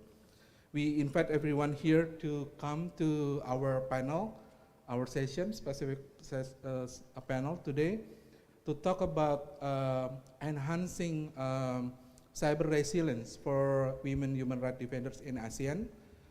We will discuss more on how to collect, identifying the common threats that we have facing in Southeast Asian, and also like try to find a way, a best practice, and also recommendation that we will talk to WPS high-level meeting. I will invite everyone also to start looking on the intersection, not only about the online gender-based violence, but also in trafficking, on migration issue, on in other issues as well. So I will stop there because I have to squeeze everything in 5 minutes. Thank you. Back to you. Thank you very much, Damar, for that. You know, it's very difficult to actually try and think about the relationship of cybersecurity with regard to women, peace, and security. However, as you actually pointed out, technology is actually being used for a lot of other converging issues like human trafficking, online sexual violence. You have gender-based, what you call this, bullying, insofar as our human rights women activists are actually concerned. And there's a lot of other things that can basically destroy one's life insofar as the cyberspace is concerned. And this is something that we should be very, very concerned about in terms of talking about women, peace, and security. So thank you so much, Damar, for the sharing. Our fourth presenter is Ichal from the Asia Democracy Network, who's going to give us update also on the Myanmar crisis. Go ahead, Ichal. Thank you. Thank you, Ma'am Lorders, for the generous presentations and then introductions. 5 minutes. So because Damar is making a statement in the opening, so let me also follow Damar. So my statement will be, Myanmar is considered one of the worst place on earth to living right now, considering no certainty for everything, including life, saving, and sustainability. By starting my statements, I would like to share, no, actually it's not share, proposings to these wonderful forums, because Pak Budi already made a wonderful presentations, Debbie Stothard making a very inspirative and very strong call. I think there's a lot of saying in that two presentation. So my point here is, what is the strategic, critical points that we need to address in response to the Myanmar issue? Number one is, let's make whoever playing on the field is stop fighting. I think that is the ultimate call to stop violence in any forms in order to guarantee safety and life. I think Indonesia can propose, and all of us through our voice, our social media, can also make a strong calls, stop violence, creating safe zones, particularly to protecting women and then also the children's. So let's encouraging peace. Peace means not only between the fighters and also the Tatmadaw. Tatmadaw is the army of the governments. But of course, after this, we may be dealing with the traditional problems, ethnic conflicts, because we know all ethnics that presence in Myanmar all having weapon, they all having army. Right now, they're united because they have common enemy. But can you imagine if there is no common enemies, then they will start fighting again. And I think it's very important to creating safe zones, because that's the only way to creating or to guarantee the place where both sides cannot killing each other. I'm addressing this to the both sides for the sake of women, peace, and security. Secondly, is how to make the frontliner sustainable. I think this is the biggest questions. Many people try to claim, especially Southeast Asia, they helping, they try to doing this and that, but for me, it's not really appears clearly, even along the borders, or both border, Indian borders and even Thailand borders. Since the first weeks of the coup, I was there in the border, and of course crossed to the Indian borders and Myanmar. There is no single evidence of ASEAN's countries really giving a helps. Mostly the community-based Karen to Karen, because Thai Karen and Myanmar Karen, they are friends, they're helping each other. Civil society in the front lines. Many Western also helpings. Now, the support is shrinking because most of the Western country focus on Ukraine. I think this is in the very critical situation where frontliners, I'm talking civil society organization, community-based organization, charity-based is drying. So I think this is very critical issue. If you want to call, I think it is appropriate to make a call to Southeast Asian countries to not only caring about diplomacy. I agree with the no megaphone diplomacy, but there's a lot of things that you can do in silence, including supporting the frontliners, who providing safety, providing health, security for many of the peoples who are flee from the homes. And number 4, political solutions. It's not only about the arms conflict solution, but also geopolitics. We know Russia and China play. Who talk with them? Is there anybody talk with them? But another point in here that play very important role inside is the investment, the investor. So multi-billion or probably trillion US dollar now freeze in the bank of Myanmar. I'm sure Singaporean, Thailand's, and many big tycoons really wanted that money to move. So I think beside the existing recommendation, of course the civil society doesn't like those recommendations, right? Because they've been trying, they have experience in the past. From 88 until 2013, when the first conflict's done, there is no justice solution. So everybody who committed atrocity and the human rights violations still existing alive and continue the power. They learned that.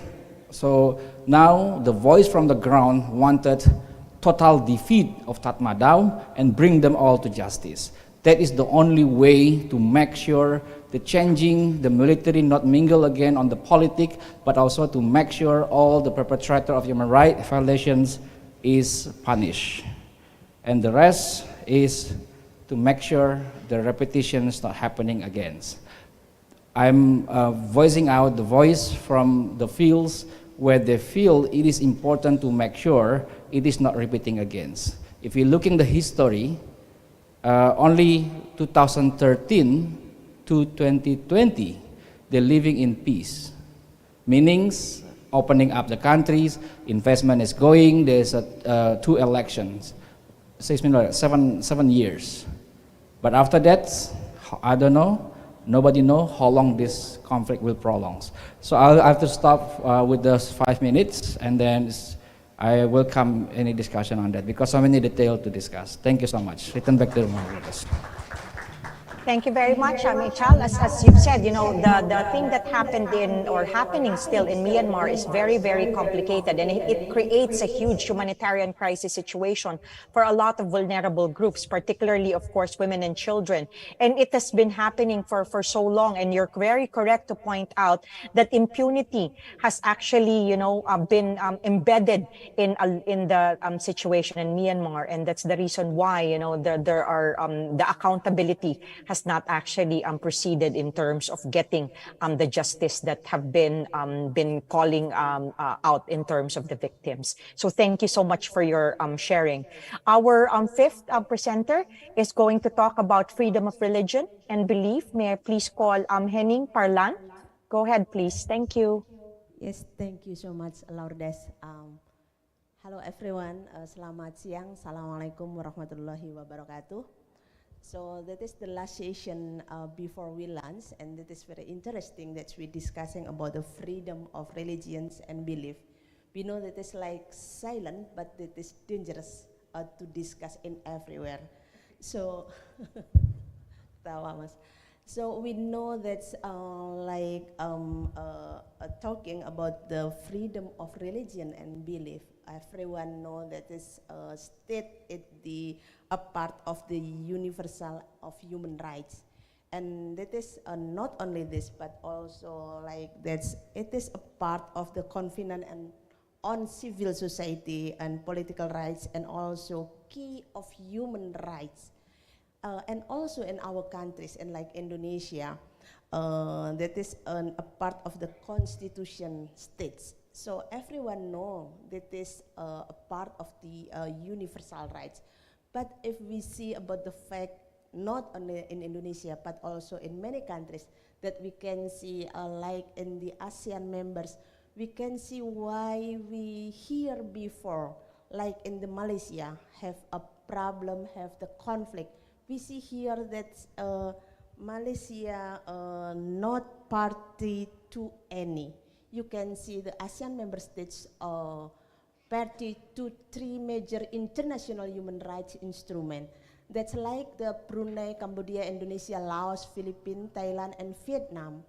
They agreed to convention against torture and other cruel, the degrading of treatment and the punishment.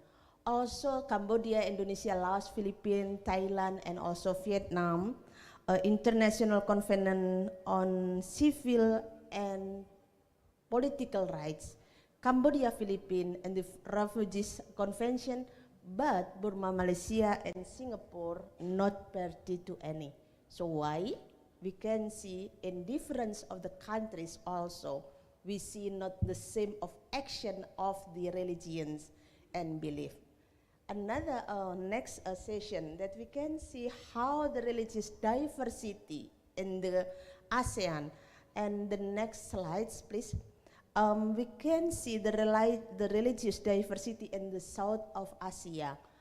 That like in the please next.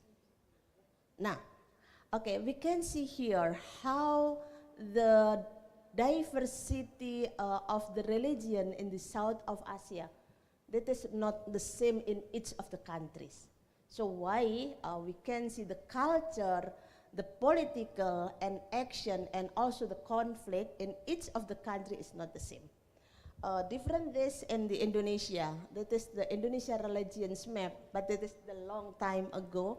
So I put here also that's like a Konghucu and didn't put here. So that is the map a long time ago, 3 years ago I think. And next.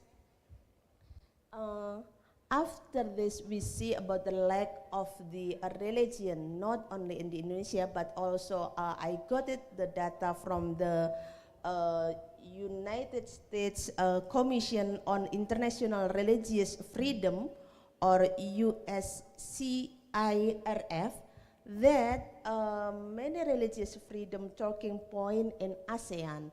So some of the members of ASEAN have a problem and also talking points in each of the countries. And if discussing about from this morning until today, always we hear about our colleagues in the Myanmar. So Myanmar said that ongoing Myanmar military terrorizing Rohingya population and more than 1.2 million have fled in the country. So why until now still Myanmar a big discussion in these 2 sessions, and this session this morning and also now. And we can see here like the Indonesia that Jakarta Mayor accused to lighten Payuspiti and handed 2-year prison sentences. But we can see also in the Philippines, Brunei, Malaysia, and Thailand. And next, and we got also data from the Stara that resulted about the reported about violence in Indonesia, that we serious from the vandalism of violence, arrest against group considered heretical and other religious group. At least in Indonesia have many policy. And also we have Majelis Ulama Indonesia, we have many regulation, and still the conflict in Indonesia have been done until now. And we need to action together how to make solution and action in each of the field based on solution. Now I will to introduce ourselves from the JISRA. JISRA is a joint initiative strategic religion action, consists from the 10 organizations, the Muhammadiyah, Fatayat NU, Nasyiatul Aisyah, Peace Generation, Dian Interfaith, Fahmina, Mosintowo, Aman, Indonesia, Kusdurian, and also Impartial. So if we see here that CISRA is contribute to the theme today about the freedom of religion and the belief. At our listener from the CISRA that you can please to the listener because we have only 1 minute. CISRA network now trying to contribute with the framework of women, peace and security based on our work that the Muhammadiyah, Kusdurian, Interfide, Aman, Pisgen, and also Mosintowo and also Nasyatul Aisyah is working together, bridging of the stakeholder forum between multi-faith and also community-based.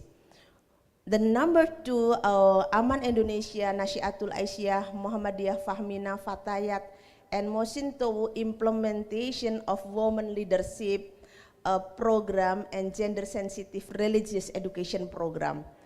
And Impartial, Aman, and Kusdurian provide legal and services. And from our listener of how to bring in the Asia and this meeting, so we are looking forward with 2 things. Number 1, we know that about the building and promoting freedom and religions is not one thing's action, but we have like legal framework, separation of the religion or state, non-discrimination, freedom of worship, freedom of expression, education, dialogue, international cooperation, monitoring, and also public support and engagement. At the last, the important to note, the implementation of the steps is may vary depending of the specific context and legal system of each country. Additionally, building and maintaining freedom of religion and belief require ongoing effort and a commitment upholding to this principle over times. Thank you so much. Assalamualaikum warahmatullahi wabarakatuh. Thank you very much, Henning, for that. You know, it's very important that we understand the relationship of religion, freedom, and all of these things with regard to women, peace, and security. And a lot of women have actually had the experiences of being limited insofar as these institutions are actually concerned. I heard Henning saying that she's the last speaker. I'm sorry, I do not know. Is Puspa Diwi there?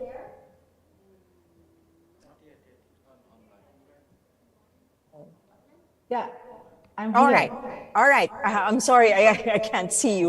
So our last presenter is Puspa, and we'll be discussing on the relationship of women, peace, and security, and climate change. Go ahead, please. Thank you. Okay. Thank you for this opportunity because I'll limit time to present, so I will present with bahasa. Thank you. Saya dari Walhi akan mempresentasikan sedikit perkembangan terkait dengan advokasi ataupun situasi krisis iklim yang ada di mana Walhi sejak lama juga mempunyai fokus terhadap melihat isu-isu krisis iklim ini. Berbicara krisis iklim tentu ini juga sangat berkaitan dengan keamanan, di mana kita saya akan share sedikit presentasinya. Oke, I hope you can see my presentation. Wait a second. So, kenapa kita mengatakan bahwa hari ini perubahan iklim yang terjadi itu sudah mengarah pada krisis iklim? Karena kita mengetahui bagaimana dampak-dampak dari perubahan iklim ini telah mengakibatkan krisis hak asasi manusia, krisis kemanusiaan, dan tentu saja itu juga berdampak pada krisis lingkungan yang ada. Perubahan iklim yang terjadi hari ini telah berdampak pada krisis air, krisis pangan, ya, termasuk kemudian ini juga berdampak pada bencana ekologis, ataupun yang kita juga melihatnya pada bencana iklim. Kita mengetahui bagaimana hari ini bencana iklim begitu intens terjadi dan intensitasnya terus meningkat. Di Indonesia sendiri pada tahun 2021 BMKG itu mencatat ada kejadian bencana 2.900 kejadian bencana dan sebagian besar itu didominasi oleh bencana iklim seperti banjir, ya, longsor, cuaca ekstrim. Nah, Indonesia sendiri karena kita adalah negara kepulauan juga yang tentu ini juga memiliki kerentanan yang tinggi akibat dari krisis iklim. Di Indonesia kita punya sekitar 17.000 pulau-pulau dan sebagian sudah hilang. Dan ini akan terus meningkat kalau kemudian tidak dilakukan tindakan segera ya terhadap krisis iklim ini. Bahkan di laporan IPCC terakhir pada April 2023 itu sudah menegaskan dan mengingatkan kepada seluruh dunia untuk melakukan tindakan penurunan emisi secara ambisius gitu ya dalam mengatasi situasi ini. Dan ini beberapa situasi yang terjadi di Indonesia ya, tidak hanya kekeringan ya, yang itu juga berimplikasi pada air, ketersediaan air, dan kita mengetahui bagaimana air ini sangat lekat ya dengan situasi perempuan. Bagaimana konstruksi gender yang masih melekatkan peran-peran domestik pada perempuan yang dia membutuhkan air. Begitupun pada kebutuhan-kebutuhan reproduksi perempuan yang dia juga membutuhkan ketersediaan air yang lebih besar dibandingkan dengan laki-laki ataupun kelompok yang lainnya. Dan tidak hanya kekeringan, di Indonesia juga intensitas terjadinya banjir termasuk juga banjirop itu juga semakin tinggi. Dan tentu itu akan berdampak pada wilayah-wilayah di pesisir Indonesia. Gambar kedua ini memperlihatkan bagaimana banjirop itu berdampak pada wilayah-wilayah pesisir, pada tempat tinggal dan kehidupan warga pesisir. Bahkan kita melihat bagaimana krisis iklim ini juga punya dampak ya terhadap hilangnya desa-desa pesisir. Jadi desa-desa pesisir di Indonesia khususnya itu akan tenggelam dan itu sudah mulai terjadi ya tahun 97 ya ada desa di Jawa Tengah yang dia tenggelam dan kemudian ada beberapa daerah-daerah yang lainnya pesisir desa-desa lainnya yang itu juga tenggelam karena intensitas banjirop maupun abrasi yang terjadi semakin intens. Ini data sebaran banjirop yang terus meningkat, kita bisa melihat potensi ini yang kemudian akan berdampak pada sekitar lebih dari 12.000 desa di pesisir ya, dan tentu juga ada pada pulau-pulau 86 pulau-pulau kecil terluar di Indonesia itu juga akan tenggelam akibat dari krisis iklim ini. Tentu ini kemudian punya implikasinya terhadap pemindahan orang ataupun migrasi yang akan terjadi akibat dari bencana iklim maupun krisis iklim yang terjadi. Kita melihat ini sangat jadi berbicara krisis iklim sebenarnya tidak hanya berkaitan dengan lingkungan tetapi lebih besar bahwa ini tentu adalah isu hak asasi manusia karena kita mengetahui bagaimana krisis iklim ini juga punya ya situasi-situasinya ya terhadap hak sipil politik masyarakat ya terhadap ekonomi sosial dan budayanya, bahkan juga terhadap sistem sosial yang hari ini kita melihat krisis iklim itu semakin memperparah ya ketidakadilan gender ataupun memperparah juga beban-beban yang dialami oleh perempuan khususnya akibat dari ini. Nah, nanti sesi siang kita akan memperdalam sebenarnya karena ini adalah beberapa isu yang cukup krusial ketika kita berbicara krisis iklim dan isu keamanan. Pertama kita melihat bahwa dengan semakin kelangkaan air, sumber daya alam yang ada akibat dari krisis iklim itu bisa memicu konflik. Tidak hanya terjadi di dalam negeri, ya bahkan juga itu akan terjadi antar negara, ya. Dan kita saat ini juga mulai melihat bagaimana kemudian situasi itu terjadi di beberapa daerah di Indonesia. Ini keamanan yang kita melihat tidak hanya pada konteks perang dan sebagainya, tetapi kita bisa membaca keamanan ini lebih luas. Baik itu pada pangan, air, ya, lahan, termasuk juga lahan, dan bahkan sumber daya alam lainnya yang dia kemudian terdampak karena dari krisis iklim. Dan tadi juga sudah disampaikan bagaimana ini memicu pada pergerakan pengungsi, ya, baik itu di dalam negeri maupun di luar negeri, gitu ya.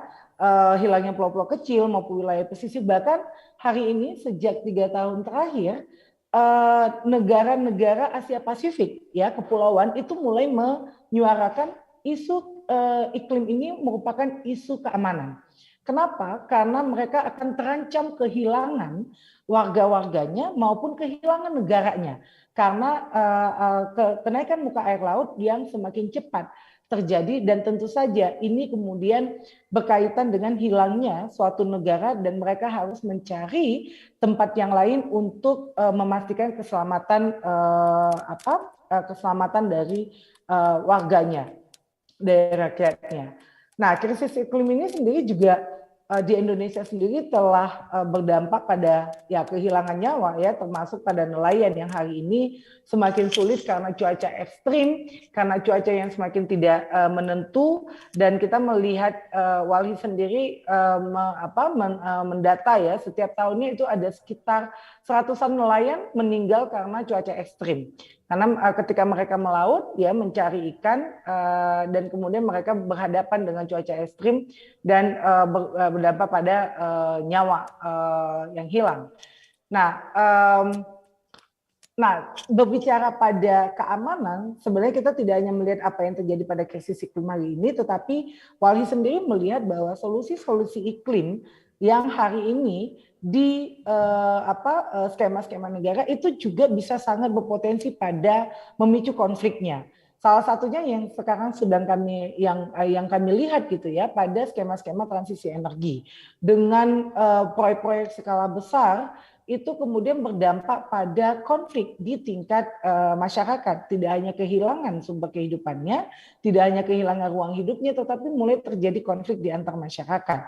Dan ini bisa kita lihat misalnya di PLTA, pembangkit listrik tenaga air Poso, kita bisa melihat di pembangkit listrik ataupun proyek-proyek geotermal yang itu kemudian telah memunculkan ataupun menimbulkan konflik di antar masyarakat. Nah, karena Indonesia sebagai negara kepulauan, dan tentu saja tidak hanya di Indonesia, bagi negara-negara Asia Pasifik atau bahkan di beberapa negara ASEAN itu sangat rentan terhadap krisis iklim ini, sehingga berbicara isu pada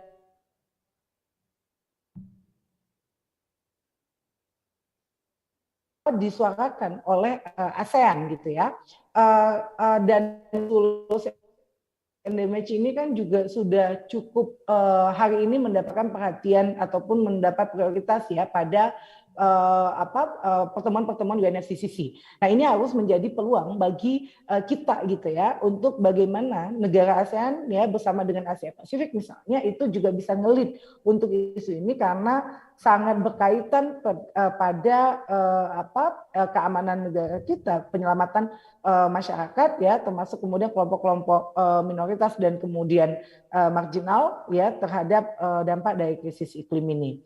Nah, persoalan yang lainnya ataupun isu yang lainnya adalah kaitan dengan pendanaan iklim juga, gitu. Hari ini skema yang disediakan di pendanaan iklim itu masih mengutamakan, ya, bagi korporat besar ataupun lembaga keuangan internasional, ya, dengan skema-skema utang, dan itu kemudian tidak memberikan dampak ataupun manfaat bagi rakyat khususnya. Justru kalau dilihat dengan skema yang ada di pendanaan iklim yang sebagian besar itu adalah skema-skema utang, ini justru menambah beban bagi rakyat gitu ya, termasuk bagi perempuan, karena kita mengetahui bagaimana subsidi pada kebutuhan-kebutuhan perempuan hari ini saja itu masih sangat minim. Ketika pendanaan iklim ini tidak menjawab pada situasi tersebut, maka beban terhadap perempuan dalam bertanggung jawab terhadap utang-utang iklim ya, untuk proyek-proyek iklim ini akan semakin memberatkan kehidupan perempuan. Dan tentu kita melihat juga perlu untuk mendorong ya negara-negara ASEAN mulai membangun kebijakan-kebijakan keadilan iklim gitu. Ketika kita berbicara bagaimana keadilan transisi ini juga bisa mengatasi ataupun merespon pada keadilan iklim yang hari ini sudah semakin parah. Nah, mungkin ini yang beberapa nanti juga akan diperdalam pada sesi berikutnya. Tentu ini bisa diperluas lagi dalam membaca bagaimana krisis iklim ini berdampak pada situasi perempuan, berdampak pada keamanan ya diakibatkan dari krisis iklim maupun solusi-solusi palsu iklim yang hari ini juga masih banyak dilakukan. Ya, mungkin itu saja. Terima kasih buat semuanya. Selamat siang. Thank you very much, Puspa, for that walking us through. I think we should not, we don't have time for question and answer. I think the deepening part of the discussion would really be during your thematic discussions later this afternoon after lunch. Let's just please remember that when we're talking about women, peace, and security, we're talking about women's inclusion, women's empowerment, not only just the vulnerability or the protection of women, but preventing violence against them and making sure that women are actually part of the solution. So whether it is climate change, human migration, trafficking, when we're talking about violent extremism, cybersecurity, freedom of religion, and all of these things, and of course the case of Myanmar, let us always remember that without women, peace will not be complete. Thank you very much and good afternoon.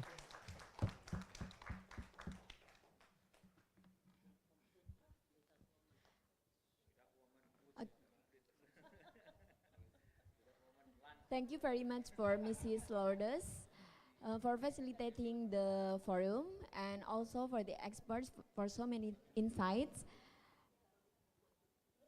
Okay. Yeah. Now we will take a short break for lunch and prayer. Yeah, but before moving on the third session, there will be announcement explained by Mr. Gufron. And that's all from me. Thank you very much for your attention. Okay, good afternoon, everyone. I know that lunch is our human rights, so let me provide a brief explanation about our next sessions, thematic sessions. You are both in person or online invited to participate and active to discuss the thematic issues in this the sessions. So yeah, actually this session is intended to discuss deeply following the previous 6 presenters by GISRA, Migrant Care, Greenpeace, and so on. And we would like, by this discussion, we have some recommendation regarding the implementation, effective implementation of the WBS agenda in ASEAN, especially to strengthening the regional plan of actions in the ASEAN's member state. So you are invited to join after the lunch. Maybe we can start by 2:30 ya. Jam setengah 3 mungkin kita bisa mulai ya. Dan and then we will back at 4.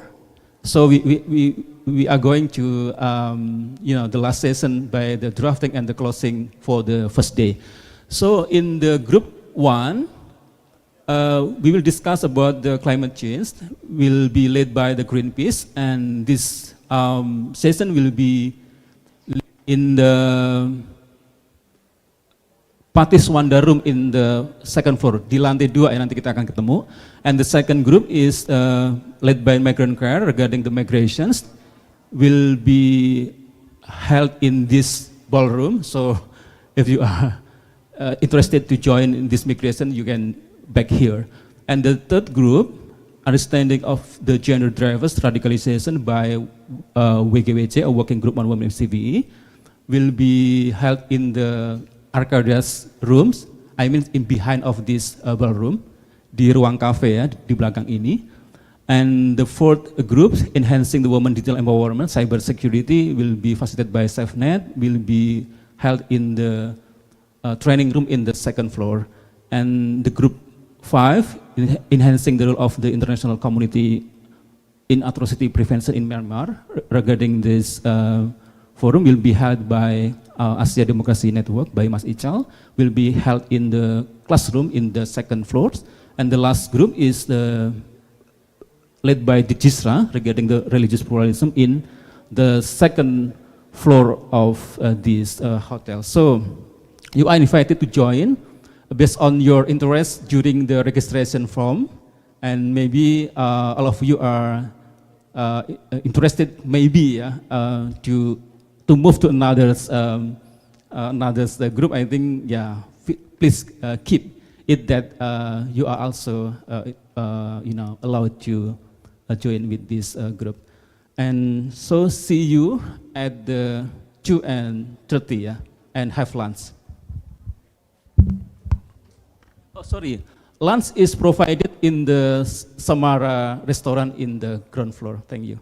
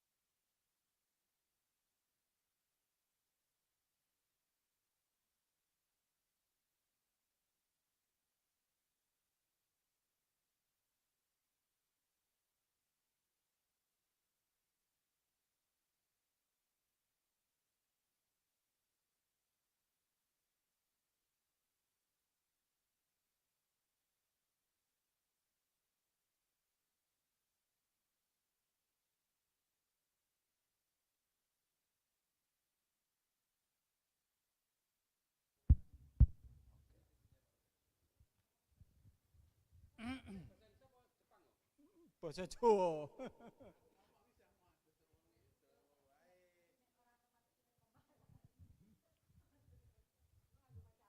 Selamat siang teman-teman.